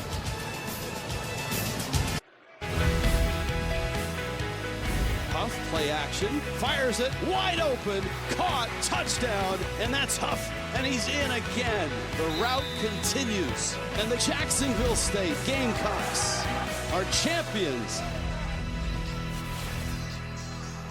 That was last year, of course. And, you know, this year it didn't look like they were going to get to the championship game. They lost 3 of their first 5 games at UCF, at Georgia Southern, at Southern Miss. But they've won 6 of their last 7, and they're hosting again, but down to Scrappy the Owl and his Kennesaw State club. That was Scrappy chopping it up midfield. This is Coleman Bennett, and Coleman Bennett, hard to bring down. He's outperforming the nation's leading rusher in Cam Cook. That's 20 more yards for Bennett. 63 yards on 12 carries. And a quick toss to Kopic. This offense is going so fast, Rich, they can barely move the sticks on the sideline to reset. Well, the guy who coached Jack State here last year is the guy, the king of fast, right? Rich Rodriguez. That's right. And Kennesaw State running this Tennessee-type offense. Mitch Militello, their OC. Jared Mack was a running back coach at Tennessee from 21 through 23 with the Jaguars last year as a running back coach. Quick toss here. That's Bennett. And good job by Nix to get in there, get a hand on him, and get him off his feet. Good play by Caleb Nix. Third down has been an area tonight where Kennesaw State has actually done well. And the reason for that is because they're winning at the line of scrimmage. The last conversation Jordan had with head coach Charles Kelly was about winning at the line. They're not doing that so far. 3rd and 5 crossing pattern. Good heads up there by Moss. He made the catch, knew he didn't have the first down, and took a quick right turn, got across the stick. And it's exactly what your coach should do, Rich. You catch the football, you get downhill right now, especially on the 3rd down. A smart play there by Christian Moss to get that first down. Bennett really has been featured tonight a lot. 5 catches, 32 yards, 11 carries, 63 yards. This time, in a struggle just to get back to the line of scrimmage, he's going to lose a yard. Max Sanders made the stop for Jack State. Charles Kelly, their head coach, Jack State. 2 years at Auburn as the co-defensive coordinator. That was his last stop. He was Deion's DC at Colorado. 4 years with Nick Saban. He's coached under a lot of great guys that have won national championships. Paul Johnson, Nick Saban, Jimbo Fisher. You can mix in, of course, Deion and Chan Gailey added to that list. They did not win national championships, but they're certainly notable coaches to work under. A little swing pass there, and it's Chase Belcher who makes the catch. It's a nice tackle right there in space by Max Sanders. And here you go, a little bit of history too. This guy, Bill Burgess, the field named after him, great coach here, won a Division II national championship in 1992. He certainly was an impactful guy. That's where Charles Kelly started his coaching journey. After he played at Auburn, was coaching here for Burgess. Moss with the catch. And Moss cuts up. Turbo, this is what we talked about this week with Mariota himself, and that is a cross hash throw. One hash across the next hash to the sideline, and he does it quite well. Yeah, it's one of the most difficult throws that you can make at the quarterback position. A nice job by Moss there, corralling the football, making one move, getting downhill. That's the key right there. Not dancing around. He gets downhill right now, and they're able to convert for another first down. And we asked Odom, what's the key to that throw? Because it's a big part of their offense, this Tennessee offense. He said hips. I got to get my hips around and get my hips into it to drive it across the field. Moss banged up on the sideline. That's Novell Dean with a catch. And so Dean makes the catch. 6 of 6 on this drive is Amari Odom. Look how confident this Kennesaw State football team looks right now. 4th quarter, Jared Mack knows it. Kennesaw State is 15 minutes away from a Conference USA championship in their first year of eligibility in just their 2nd year in the league. Jack State at home, though, where they're so hard to beat. You're watching the Air National Guard's Conference USA Football Championship on CBS Sports Network. You're watching the Air National Guard Conference USA Football Championship on CBS Sports Network. Kennesaw State, the upstart, on top of the defending champ going to the fourth. Moments ago, Jack State head coach Charles Kelly with Jordan Giorgio. Coach, scoreless heading into the fourth quarter. How do you get a spark out of your team? Well, right here we need to get a stop, at least hold them to a field goal. And then we've had the ball in the red zone all night. We got to make sure we finish. But you know what? This is a 60-minute game. That's what we play, 60 minutes. Thanks, Coach. All right. Back this way, big girl. It's no longer a 60-minute game. It's 15 minutes. In Kennesaw State. If the Owls were to win this championship, that would just be an unbelievable ascension. One of the best startups in college football. This is Bennett breaking loose, and Bennett spinning out of bounds. Coleman Bennett, the transfer from Rice, the Fort Lauderdale native, 16 more yards, closing in on 100. 58, Brandon Best, and number 56, Jadarius Lee, left guard, left tackle. They've been winning all night tonight on the line of scrimmage.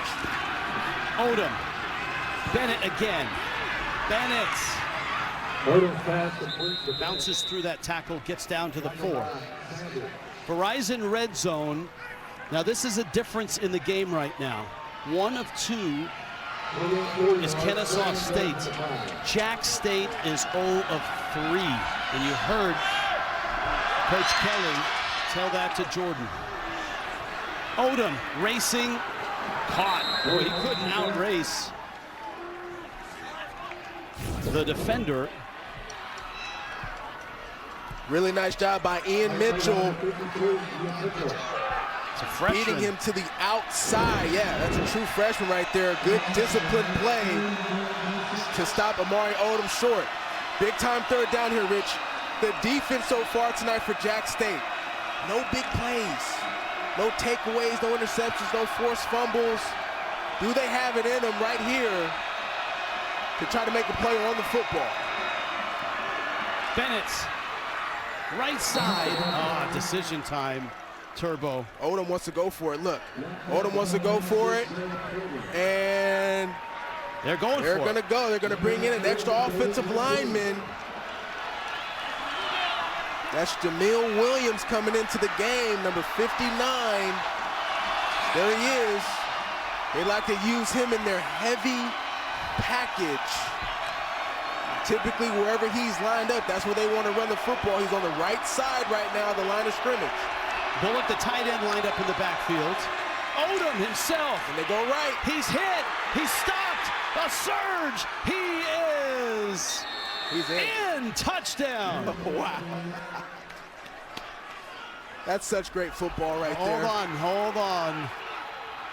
No signal yet. Oh, he's not in. I saw a quick signal, and it looked like he was in. Certainly this will be replayed. What great football that is right there, Rick. That is such great ball right there by both teams. I know the result, ruling obviously. on the field is the runner was short of the goal line. Turnover on downs, first down, Jackson State. It's blocked perfectly. You're on a one-on-one situation right there at the goal line. Max Sanders, Amari Odom.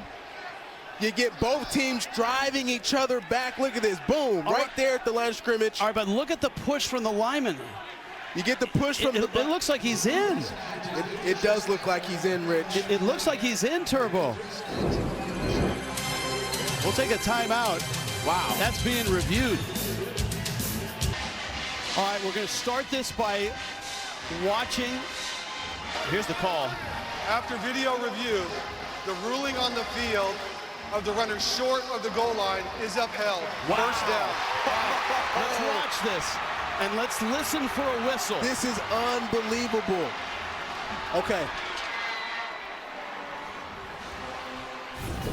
It's a huge play. Listen for the whistle. No whistle, and it looks like he's in. All right? However, just remember they've changed the language on this. Upheld is not confirmed.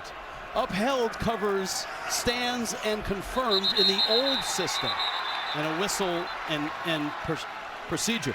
My guess is they didn't have enough false start to overturn. Number 54, right? offense, That is one way. The goal line. That First down. certainly is absolutely how the referees look at it. False start penalty there. But looking at that play, it looks like he's in. I don't know, Rich. I think he was short. I really do. So it's all about that left knee. But did you see and then there it is, right? It's not, there's not 100%. You can't be definitive. You got to be definitive if you're going to overturn it, and they certainly weren't definitive. So it's a humongous play, though, in this game if Jack State is able to capitalize. Oh, hit and dropped in the end zone. Is it a safety? Where do they mark it? Patterson has been an absolute beast tonight. It's a safety. Marcus Patterson. A beast. Came into the game, Rich. 29 tackles, 2 sacks, 5 tackle for losses, forced fumble. And it was Hobson. And a big play with him and Hobson forcing the safety. Game summary brought to you by Air National Guard. You know, this does tell somewhat of the story. The 0 of 3 in the red zone for Jack State has been crucial, and a safety. Kennesaw State's defense has been outstanding. Here's a look at the safety. It's a 2-man game here. Marcus Patterson and Barron Hobson. He's been winning at the line of scrimmage all night. Patterson, a good decision to stay tight right there. Makes the initial hit on Cook. And then Hobson there to clean it up. He doesn't get that football across the goal line. And this defense has been big time all night. And obviously with the safety, it's a free kick from the 20.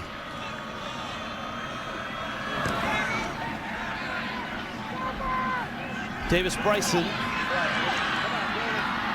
the 15, has a seam. Oh, the ball's in the air, and it's recovered by Jack State. Huge. What a crazy bounce of a fumble. I just talked about it, Rich. Jack State, they need something. They need something to spark their football team. Whether it's going to be a defensive takeaway or something on special teams, and special teams comes up with it. That's the kicker right there. That's the kicker with a big hit. Jake Jones made the recovery. And that ball's up. It looked like there was another, like a punt in the air. It's Garrison Ripa, the kicker, who made the hit. And just like that. And what a turn of events, huh, Rich? Oh, first it looked like a touchdown and it wasn't. Then a safety. Then a air ball fumble. And Jack State with a football at midfield and a little fake reverse here. Cam Cook in the open field for a brief moment, and then it closes up. But he has a 12-yard run. And Jack State moves the sticks. That's Hobson, he's down.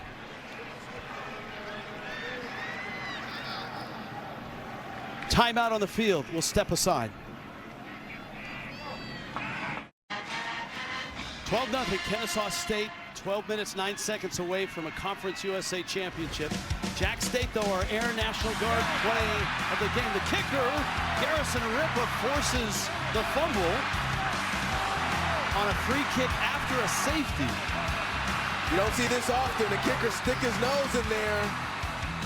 But he showed the toughness and able to come up with a big-time turnover. Now, it's all about if Jack State can capitalize and turn this into 6 points. They're not in the red zone yet, but they've been awful there tonight. 0 of 3. Play action. Creel throws short, and that's Cook with the catch, and Cook is out of bounds. There's that 2-quarterback system that we talked about at the start of the game. That's 2 plays in a row now. You've got Caden Creel and Gavin Wimsott in the game at the same time right now. Wimsott is down at the bottom of your screen, or at the top of your screen. Creel looking, firing up the sideline, and it's incomplete. Here's Baldwin, and intended receiver. Yeah, Rich, and I think Creel, he just got to take off. He's got to take off and run. He had some space there in the middle of the defense. Everybody's dropping back into coverage. Use your speed and get some yards. Critical third down here. Great play by Jericho Washington to deflect the ball. Third down, 8. Creel. Now he runs. And he's got the first down. He gets down to the 21-yard line. Isaac Paul made the stop. You're seeing Wimsatt in the game. Backup quarterback in at wide receiver. He is a threat to catch the football. You saw him as his first target there in the flat. And right here, he's going to take the snap. He was a starter for the first 4 games. And he's going to keep it. And Wimsatt up the right side, short of the first down. Jericho Washington made the stop. Oh, DeAndre Johnson's got to get that block on the edge. If he does, this is a touchdown. We got a player down here for Kennesaw State. Tylen Dunlap is down. That may cost a timeout if the ball was spotted. We'll get that news to you when we return. Let's revisit Air National Guard keys to the game. Well, we said Kennesaw State had to be good in the red zone tonight, Rich, and they have 2 touchdowns out of 3 attempts. The other one, of course, they kicked a field goal, and they've been really good against the run defensively. For Jack State, have they won the offensive line at the line of scrimmage? No, they haven't been able to get going in the run game, and they've got no takeaways tonight defensively. Oldham has been really smart with the football. 2nd and 1, ball to 13. Jack State in the red zone. They're 0 of 3 in the red zone tonight. Cook down to the 1. I get back to the line of scrimmage right now if I'm Jack State. Run the football, give the ball right back to Cam Cook. They're all lined up. And this is Cook, and he's in. Finally, Jack State has a touchdown.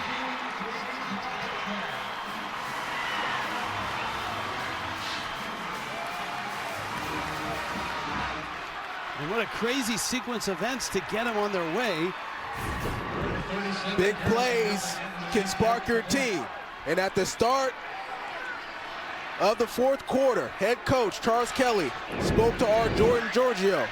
And what did he say? He said it's a 60-minute game, right, Rich? Yeah, but at that time there were only 15 minutes left. But they made the most of the early part. That's right. Of the 4th quarter, Turbo. And it's about how you finish. And right now, they've made it into a 1-score game. And a big fumble forced by... Yeah, the kicker. A kicker shall lead them.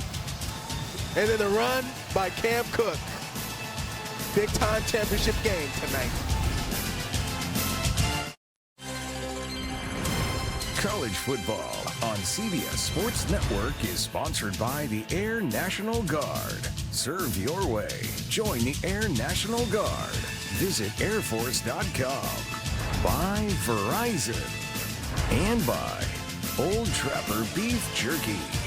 What's your beef?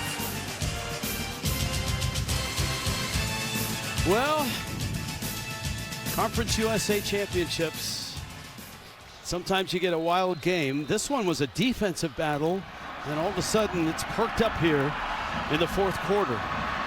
The defending champs, Jack State, scoreless until that last touchdown.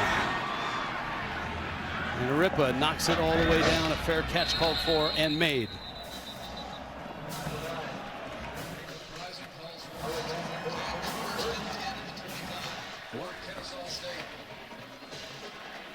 Which coach has the most college football championships?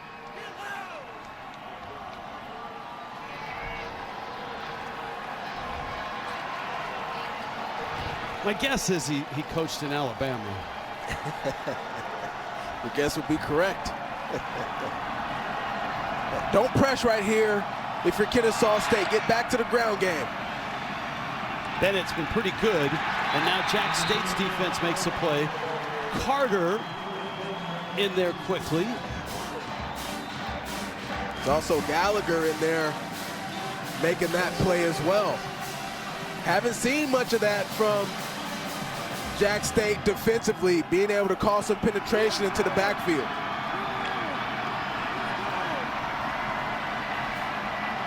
Second down, 12. Odom has been terrific through the air. 21 of 24, 185.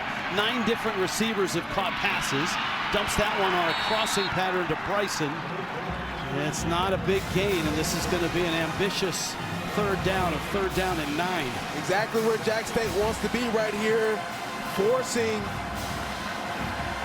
Kennesaw State to be in 3rd and long. If you're Amari Odom, just do what you've been doing all night long. Make a smart choice with the football. Check the ball down if it's not there downfield.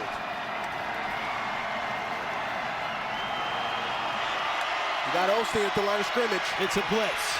Odom's in trouble, and he goes down. Osteen and Sanders met at the quarterback, the 2 linebackers. What a difference one play can make for your team. They get the big fumble on special teams, offense goes down there and score, and this is the best defensive drive Jack State has played all night. They're able to force a 3 and out with potential opportunity here to get really good field position for the next time out of their offense. 4 sacks, 11 tackles for loss for this defense. Hewitt with a big punt here.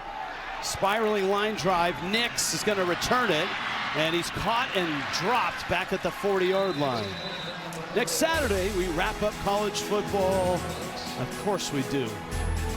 With a game of honor, CBS Sports will be in Baltimore this year. The next chapter of the annual Army-Navy game. Coverage starts 2:30 Eastern on CBS, streaming on Paramount+. Top rushing teams in the country. Jack State is right in the middle of it. We've seen a lot of these teams on CBS, the CBS Sports Network. You and I saw Utah earlier this year. We've seen a lot of Air Force. I saw Navy and Army as well. A lot of time left here. 161 yards on the ground for Jackson State. Creel trying to bust out. He's going to get maybe 5 yards there. The second down. Offord made the stop. Would have been a lot more. Cam Cook missed a block right there in the crease. In high tempo gear right now.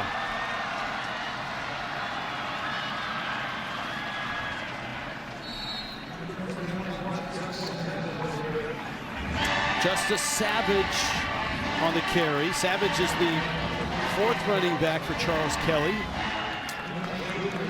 You know, the only scenario right here if you don't go for it on 4th down is if you lose yardage. But this is 4-down territory, in my opinion, for Jack State. Creel, that's a lateral. Savage is going to throw, uncorks a deep one, and it's broken up. Whoa! Washington got the hand up at the last minute and knocked it loose. And let's see if they go for it now on 4th down. They go with the double pass, and it's one-on-one. Rocksteiner, who really hasn't been involved much tonight.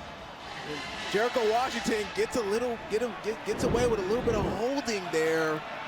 Nonetheless, makes a good play on the football, and like I mentioned, 4-down territory in this situation.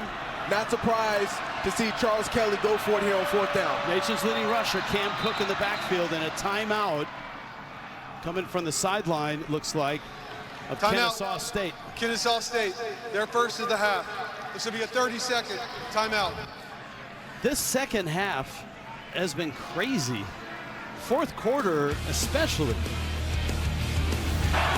Now this was ruled no touchdown, but if you watch Odom at the end of the play, he's in the end zone.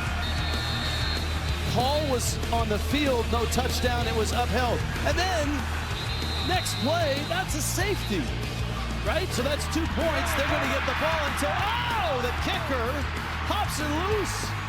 And that started Jack State on the drive that gets them points. So the safety was the best thing that happened to him. Well, they were able to capitalize on that. Well, they got the safety, boom, they get the fumble. They're able to capitalize on that, score a touchdown, Rich. Then their defense comes out and forces a 3 and out. And here they are on 4th down trying to move the chains to keep this drive going. They hustled the line of scrimmage. Wimsott's in the game at running back. Play action. Creel gonna run it, gonna get it. First down to the 44. But that wasn't looking too good until Creel decided, I'm just gonna go get it. Yeah, the backup quarterback, Gavin Wimsott, lined up at running back in the I formation, Rich. Often do you see that in college football these days. I thought he missed a target across the middle. He had an open receiver, Colton Pitchford, but didn't like it and decided to use his feet to move the chains. Good decision there by Caden Creel. Creel just 4 yards shy of 100. He's passed 1,000 yards on the season. He's going to keep it again. Waiting for an opening. Stopped at the 42. Taiwan Christopher made the stop. This Kennesaw State defense so good in the first half. A shutout in the first half. A shutout in the third quarter. Remember an interception in the end zone back in that first half against Creel. They've consistently found ways to make plays. That was defensive coordinator Mark Magnoli. But this offense for Jack State is answered here in the fourth quarter. Creel in the pocket. His scramble has been their best play. Scrambles to the right side. Has yardage, but not the first down. He's chased out of bounds by Caleb Offord.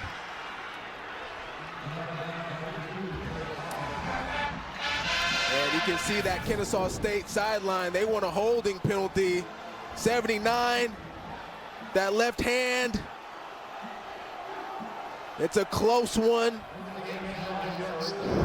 It's a bang-bang call right there at that time. Maybe got away with a little bit of hold, but I like the no call. They have the nation's leading rusher, but it's been Creel who's gone for over 100 in this game.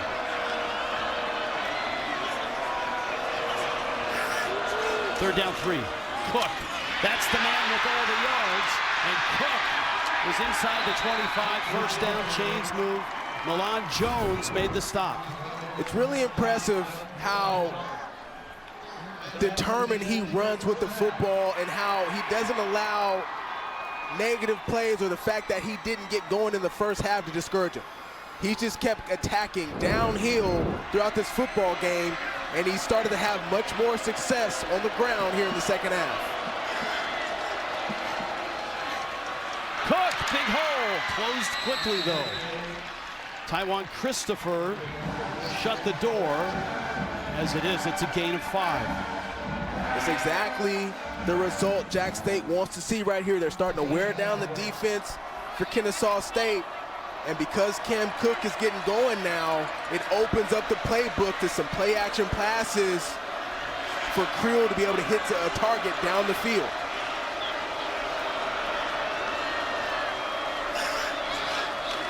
That looked like early movement, no flags. Creel races through and into the end zone. See how quick he gets to 100? See how quick he gets to full speed right there, Rich? That's 0 to 60, like one of those new electric race cars. And they're going for 2. They're going to go for 2 to try to make this a field goal game right here, a 3-point game. But the speed and acceleration by Caden Creel, that was the difference. That was all the difference on that play. He had an open target. He could have thrown that ball to Pearson Baldwin there in the end zone. It was the same play he threw the interception on in the first quarter, Rich. So you know what? I'm going to take it myself this time and go score. They are going to go for 2 here. So let's, it looked like there was motion from the backfield. Watch Cook on this. Yeah, I thought Cook moved early. There it is right there. That's a penalty. There's 2 men in motion. How is there not a flag on that? That's a false start. Referees missed it. And that's not reviewable either. It's not. I mean, that's, if I saw it. But look, this is the same play they ran in the first quarter. Cam Cook out to the flat. Pearson Baldwin there to the corner to the right side. And he just said, look, I'm going to take this one myself this time and go score. But You're all over that one, Rich. That was a miss. That was a miss right there by the referees. All right, this is a big two-point attempt, obviously. It could stretch it to a three-point lead, which means a field goal won't beat them. Well, you got one-on-one with Johnson, DeAndre Johnson right there. Let's see where they attack. Creel's been doing a lot of work on this drive. He's going to throw to the big man. He goes up and makes the one-handed catch. Flag is down. Great call, Turbo. 6'8", wins in the end. And the conversion with a flag sitting in the end zone. It looked like interference, to be honest with you. Do the kids these days still say you got mossed? I do. That's a great catch right there by DeAndre Johnson. Let's see if he gets a foot in bounds. Looked like to me it was clear. Offord was on the coverage. He's 6'2". There is no foul for defensive pass interference. The try is good. There it is. All over him, doesn't matter. Yep, catch, 1 foot in bounds. That's a great play. Incredible. That's a 6'8" wide receiver. What a nightmare for a DB. All right, back to the touchdown. That's a false start, Rich. That's two guys in motion, a false start, and no flags, and it turns into a touchdown. Remember the other call, what looked like a touchdown for Amari Odom on that 4th and goal. Right.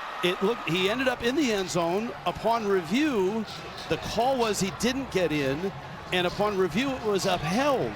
So right. The margin of this game has shifted a little bit on a couple of those calls, and all credit to Jack State here, who's gotten up off the canvas and taken a 3-point lead.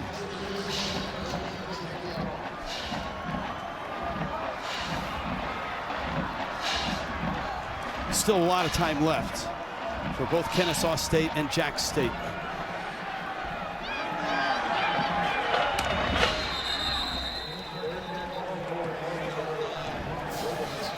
Want some football trivia? Just ask Siri. Which coach has the most college football championships?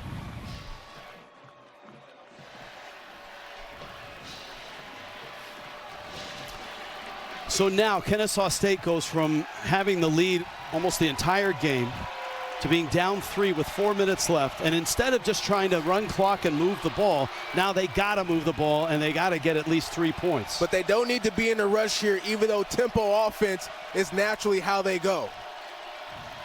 Odom looking for a crossing pattern. Little flip, and it's incomplete. Coleman Bennett was in the pattern. So remember we had that conversation with Coach Jerry Mack, head coach for Kennesaw State.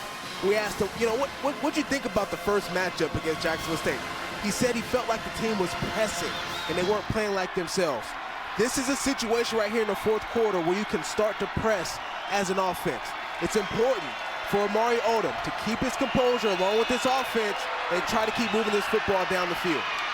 Going to take a shot here, and he overthrows everybody, but a flag did not look like a catchable ball, but if it was holding, then that's a different story.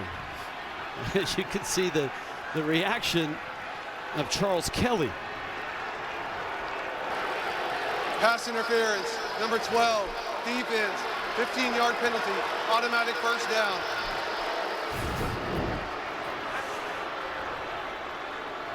I know Coach doesn't like it, but he's grabbing him right there. He's grabbing him with his left hand. You got to keep his hands off of him. That's a good call by the referee. Moves the football out to the 40. 3:51 left. Kennesaw State, remember, used a timeout earlier. They've got 2 left. Jack State, which they like to be referred to as. Jack State has 2 left as well. Odom throws a bullet. That's caught there. That's Bryson. Bryson is into Jack State territory to the 45. They're about 15 yards away from a secure target line and lots of time. And that's what you want to see from Amari Odom. Nice job getting his hip square, quick decision, ropes one in there, and they're able to convert for a first down. 3.5 minutes left. Play action. Blitz comes. Short throw again. Flag is down. It's incomplete. And we'll see about the flag. There was a lot of movement pre-snap right there, Rich. Curious what they're going to call right here. Looks like a personal foul or a holding. Personal foul, shot block, number 65 and number 17, offense, 15-yard penalty, remains first down. Oh, wow, that's a huge call, 15 yards. That's the center and right guard. Both brilliant players on this football team. Haven't made many mistakes tonight. That's Josiah Chenault, the center, and JT Pennington, the right guard. Just got caught in a chop block that time, but that moves them way back right here. Now it's 1st and 25, and it's moved them way out of field goal range. Bennett caught, and that's a loss of yardage. Talon Carter, that's the 12th tackle for loss for this defense. Carter got a hold of him up high and held on. I actually like the play call right here by Mitch Militello, offensive coordinator for Kennesaw State. Can't get it all back on first down. Trying to get a big run there, but a good job by the Jack State defense to be able to get some pushback on that line of scrimmage and get a tackle for loss. But you need a positive play here, or else it's 3rd down and 20-something. Odom scrambled. 3 men pursuing. Gets to the sideline. Fires in traffic. Almost intercepted. And it's incomplete.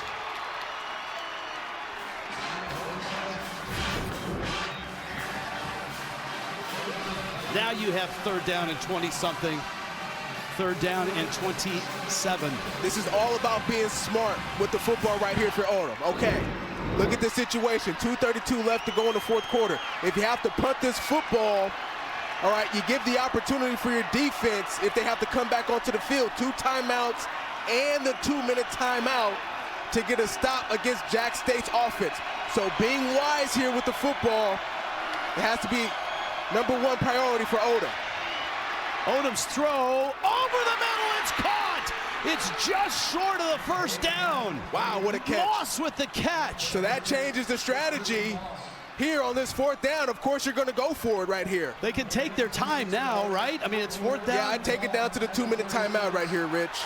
Take it down, make sure you're in the right play. What a catch. Wow, Christian Moss. Big time.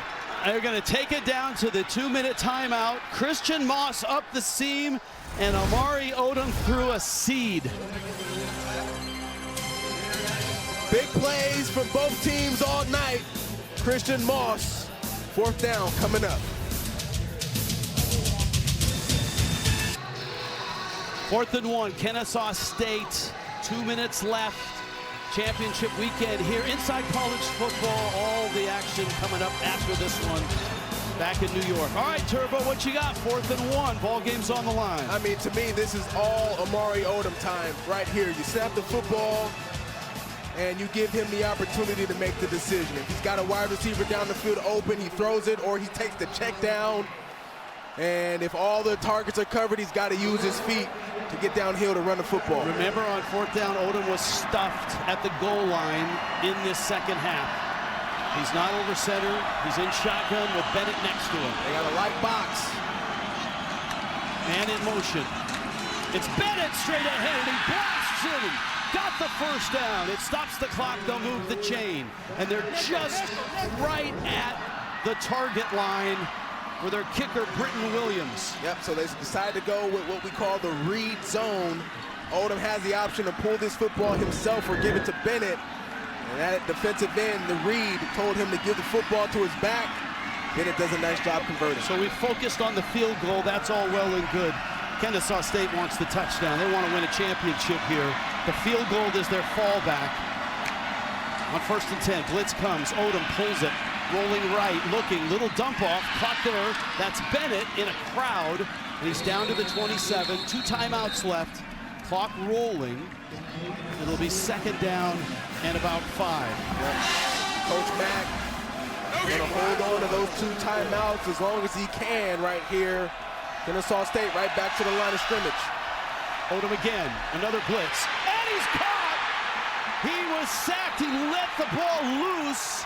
There's a flag down, that might be another intentional grounding.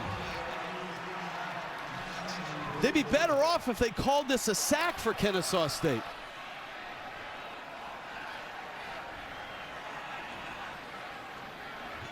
Remember, the grounding call at the end of the first half was disastrous for them. He's down, so this is not going to be a penalty. And that's actually a break for Kennesaw State. For Coach Mack, use a timeout right here. The ruling on the field is intentional grounding. Number 2, offense. The play is under further review to see if the quarterback's knee was down prior to throwing the ball. Further review. I don't know if you want to use a timeout for Kennesaw State. There's a review going on. Now that there's a review, you put the game plan in right now. This is going to be pretty quick. Right knee's down. He still has the football. So get the play in, save a timeout. So grounding is also a loss of down play. So, you know, there's going to be no penalty. There's going to be no loss of down. You're just going to be sacked. Yep. And you're going to be able to keep your 2 timeouts. But the sack also knocks them out. That's marked at the 38. They're further out. I mean, it would be a really long field goal, and that's like 4 or 5 yards from the target line. Yeah, so it's not a backbreaker here if you take a sack, because you can still put yourself in position to get in better field goal range.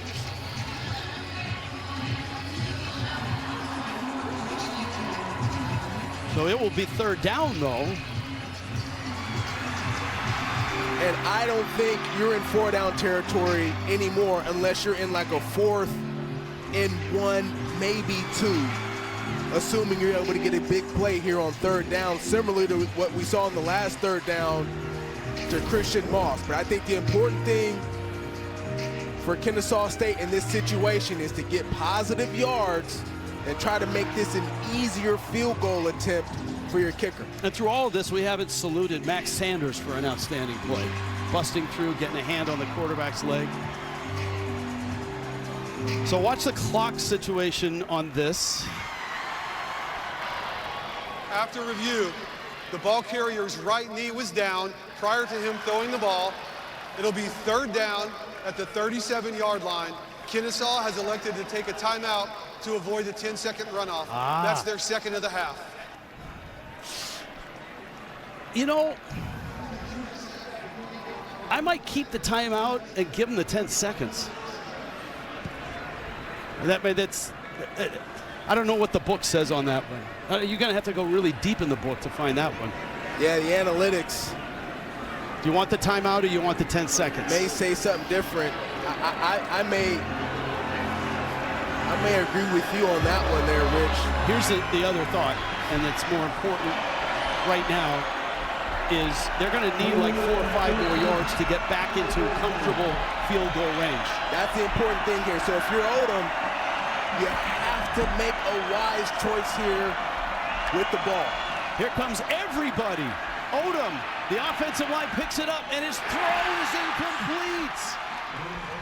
Boy, they brought the house, and the offensive line held, and then Odom's throw,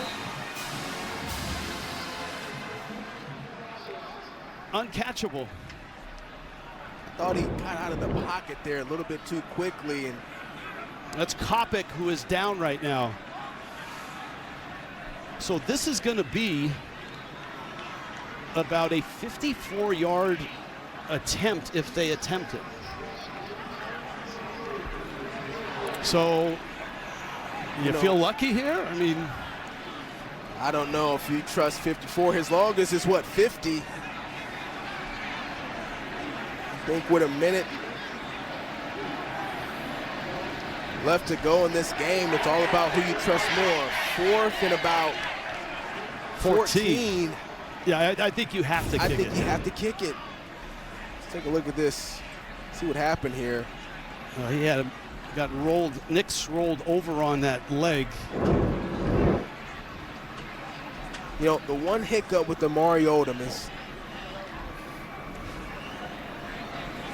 when he's under pressure, most of the time, almost all the time, he rolls out to his right. And sometimes I think that gets him in a little bit of trouble. I thought that last play, good to see Clayton Kopic up, getting helped off the field. I thought he could have stayed in the pocket a little longer on that last play, but had he rolled out to his left, much more space for him to operate. Britton Williams, the kicker, has had some issues this year, but he looked really good last week against Liberty. Kennesaw had to go on the road and beat Liberty, and it took 2 overtimes to do it. Well, it looks like Amari Odom's coming out to the field. I don't know about this one, Rich. They're not going to attempt a field goal. There's 1:03 left. They only have 1 timeout, so they're not going to get the ball back. I would have liked to see them kick this field goal. No wind, no rain. He wants to trust his offense in this situation. They show blitz. Jack State. They're going to try to make him get rid of this football quickly. They drop back. There he goes to his left. And he's got a lot of room. Can he get to the pile? No, he don't get it. That's a first down. And 15 Flags more. are down. He got plastered into the kicking net. And Turbo, you were right.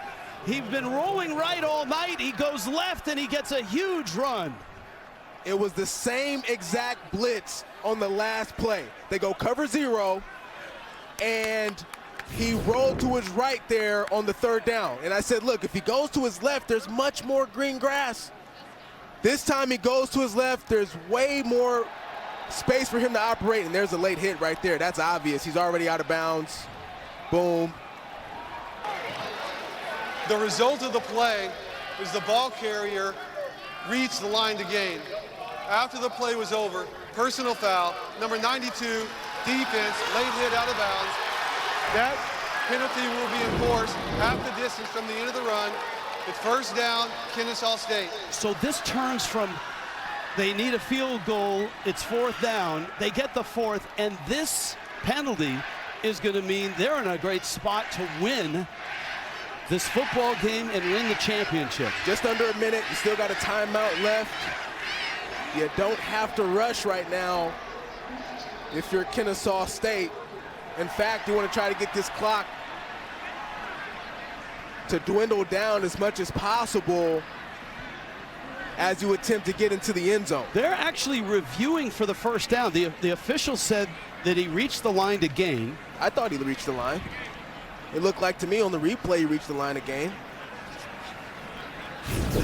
Watch the first down marker kind of disappears, and you see the stick.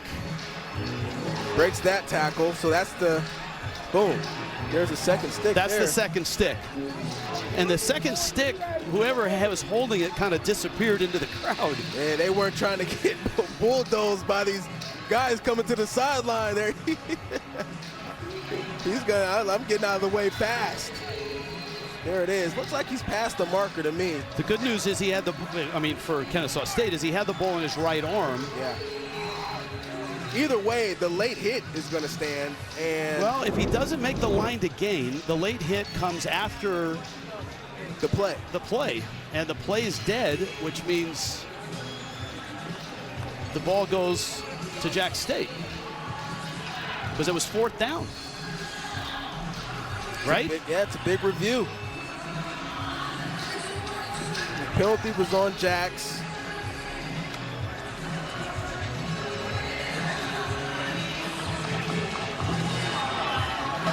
After review, the ruling of the ball carrier reaching the line to gain is upheld. We will enforce the late hit. It'll be first down, Kennesaw State. Clock operator, please reset the game clock to 57 seconds, 5-7. Lost in all of that is just a great call by Kennesaw State to roll him to the left. And as you pointed out, he'd been rolling right all night. Now you've got one timeout. Now with 57 seconds left, you're 11 yards away from a championship.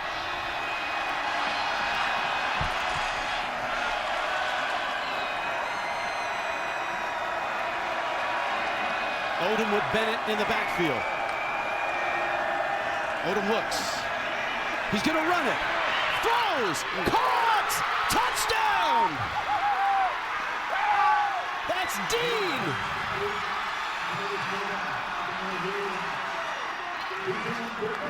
Remember, earlier in the game, Gabriel Binyard, their #1 wide receiver,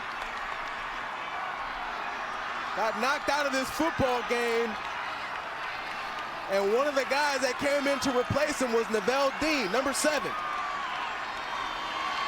And how about that opportunity for Neville Dean, the potential game-winning touchdown for this Kennesaw State team. They were at 4th and 14 and going nowhere. And Odom peeled away and rolled left and just got the first down, got knocked into the net. And just like that, Kennesaw State, and this is a huge extra point, to stretch it. It's a slow snap, and it was picked up and kicked through. And the lead is 4, but there's 52 seconds left for Jack State. I mean, the composure in the pocket, he's going through his progression, he steps up, forces the defense to collapse towards him, which leaves a wide receiver open in the back of the end zone, and just throws a dart right there for the score. And I gotta admit, cover 0 on the 4th and 14. I would have liked to see Jack State play coverage, keep everything in front of them, so if Odom does run, you can corral and try to make a play. So now Jack State's got 52 seconds left. Keep in mind that 3 weeks ago, when these two teams faced off on this field, at the end of the first half, a Hail Mary was successful. And we talked about the bad snap. Nice save there by the holder. That's Josh Hewitt, the punter. And they almost got a hand on it. So Jack State hit a Hail Mary in that game at the end of the first half from like 60 yards. Yeah. And they may have to depend on that again.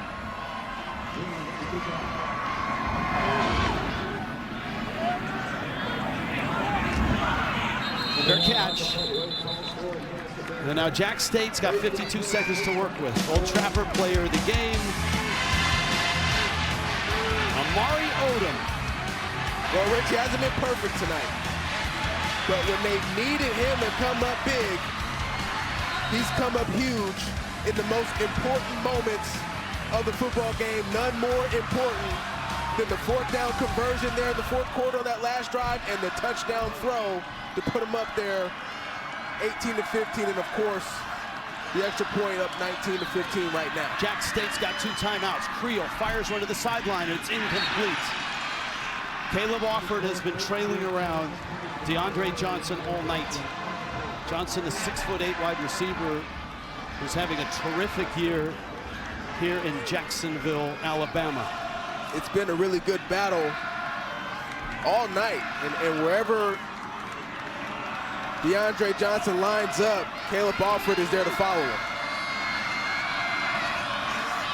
2nd down 10. Lots of time. Creel, good scrambler. Hit, dropped, all the way back at the 12. Elijah Hill, the freshman, ran him down. And they have to call a timeout, and now it looks almost impossible. Long 3rd down back at the 15. You know, a really tough choice to roll out to his right there by Creel. All the routes are going to the left. You've got only one receiver going out to his right, and Cody Jones and Elijah Hill in there to make the play for the sack. Loss of 10.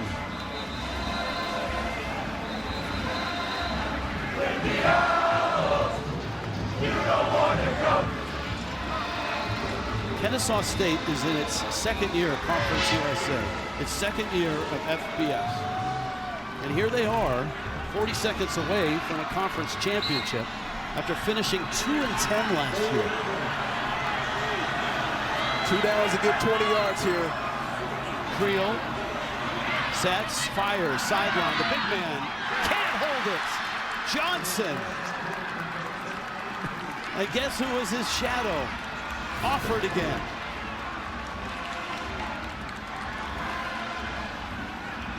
That's a little bit of contact, but no flag. Here it is, down to this, 4th and 20. Kennesaw State wasn't lined up fully defensively. Creel's got to get rid of it. Looking, squares, he's deflected, the ball is incomplete, and Kennesaw State, there's no flags. Kennesaw State is going to win the Conference USA Championship game. Caden Creel had a ton of time, but nobody open. And as he went to throw, he was hit. The ball almost looked like it was deflected. Well, Caden Creel, he's got to run that football right there, Rich. Once he broke contain, he's got all the space in front of him, all that green grass. Look at this. He's in the pocket. All right. He's looking. Take off.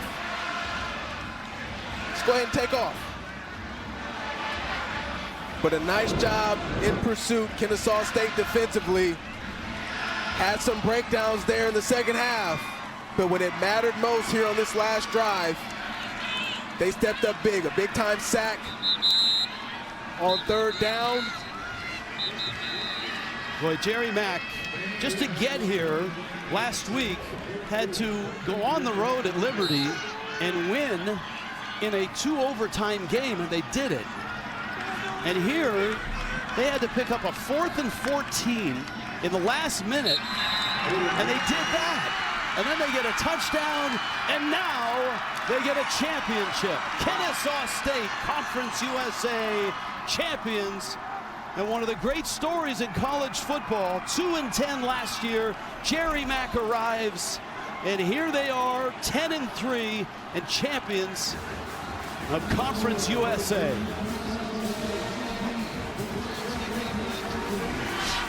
What an amazing turnaround, right, Rich, for Kennesaw State. Last season, this was a 2-win team.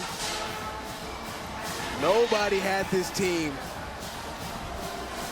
going as far as they did this season. And we talked to Coach Mack about that, and what did he say? He said, why do we have to wait to be great? It's a great quote. That's what he told all his players. That's what he told the team when he arrived. We don't have to wait to be great. Let's just be great now. From 2-10, 10-3.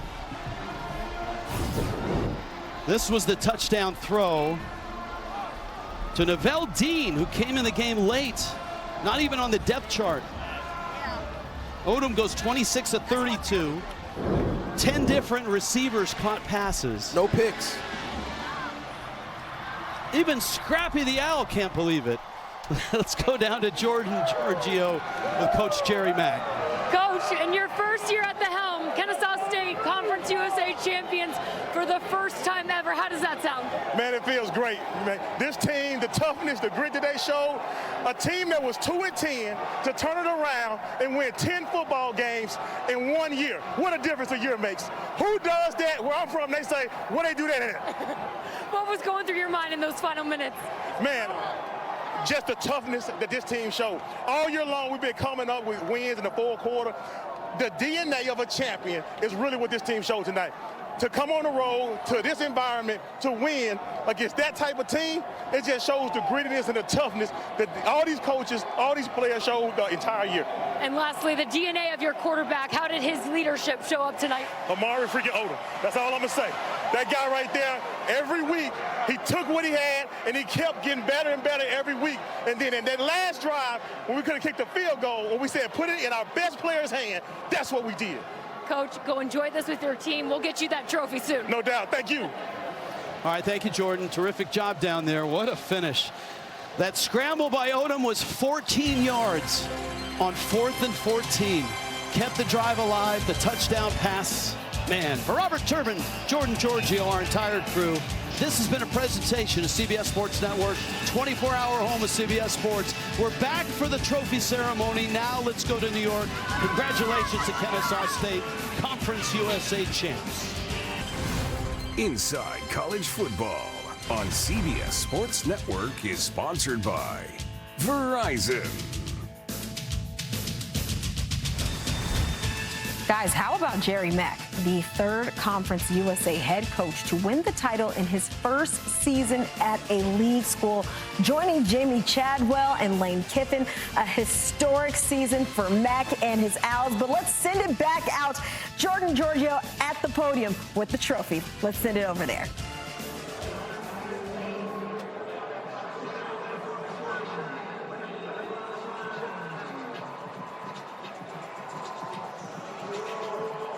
Thank you so much, Kiana. The party has already started here. What an incredible game. Now, before we crown our conference champs, I do want to take a moment to introduce some very special people next to me. Air National Guard Colonel Michael Adams is here. Thank you. And then, of course, Commissioner of Conference USA, Judy McLeod. Judy, thank you so much for being here. It is now time to present the Conference USA Championship Trophy to your winning head coach, Jerry Mack.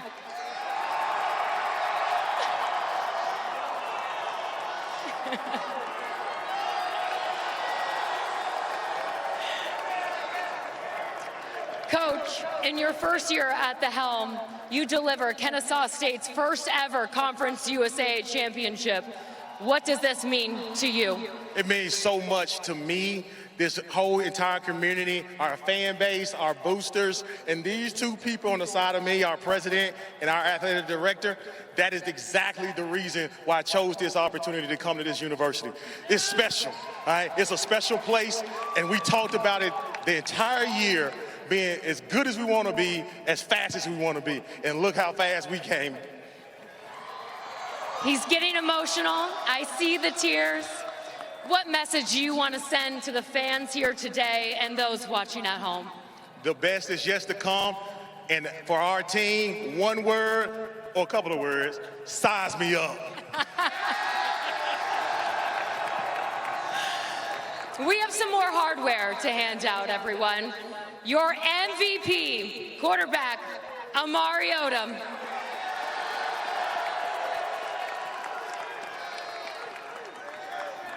Amari, come on over here. 3 weeks ago, they got you. Tonight, you got them.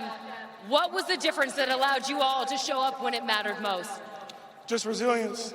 We preach fight for 4 quarters, 60 minutes, and that's what we did tonight. All sides of the ball, offense, defense, special teams. We played for 4 quarters. We put the best running back in the nation in a box. The offense fought, had a long, hard drive. Special teams came up with big plays to field position. So it's a team effort. You've got to take me and this entire crowd through that final touchdown drive. We had a play call to the left. The defense kind of boxed it to the left, so I just scrambled. I had a lane, and my dog Vail, I found him. He was open in the back of the end zone. He made a catch. Coach Mack pitching catching the ball, and that's what we did to get a touchdown, take the lead. Congratulations one more time to our MVP, our winning head coach, Jerry Mack, and Kennesaw State, your first ever Conference USA champions. Kiana, we have a lot of celebrating to do. Let's go ahead and send it back to you in the studio. Thank you so much, Jordan. A big congrats to Kennesaw State. I mean, think about it. It's their first Conference USA championship game appearance and their second season in Conference USA.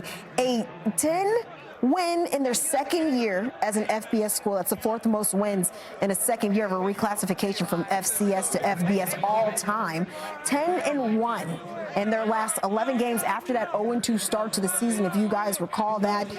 Now an 8-game win improvement from last season, the largest win improvement in FBS this season. We were talking about it, going from 2-10 to 10-3.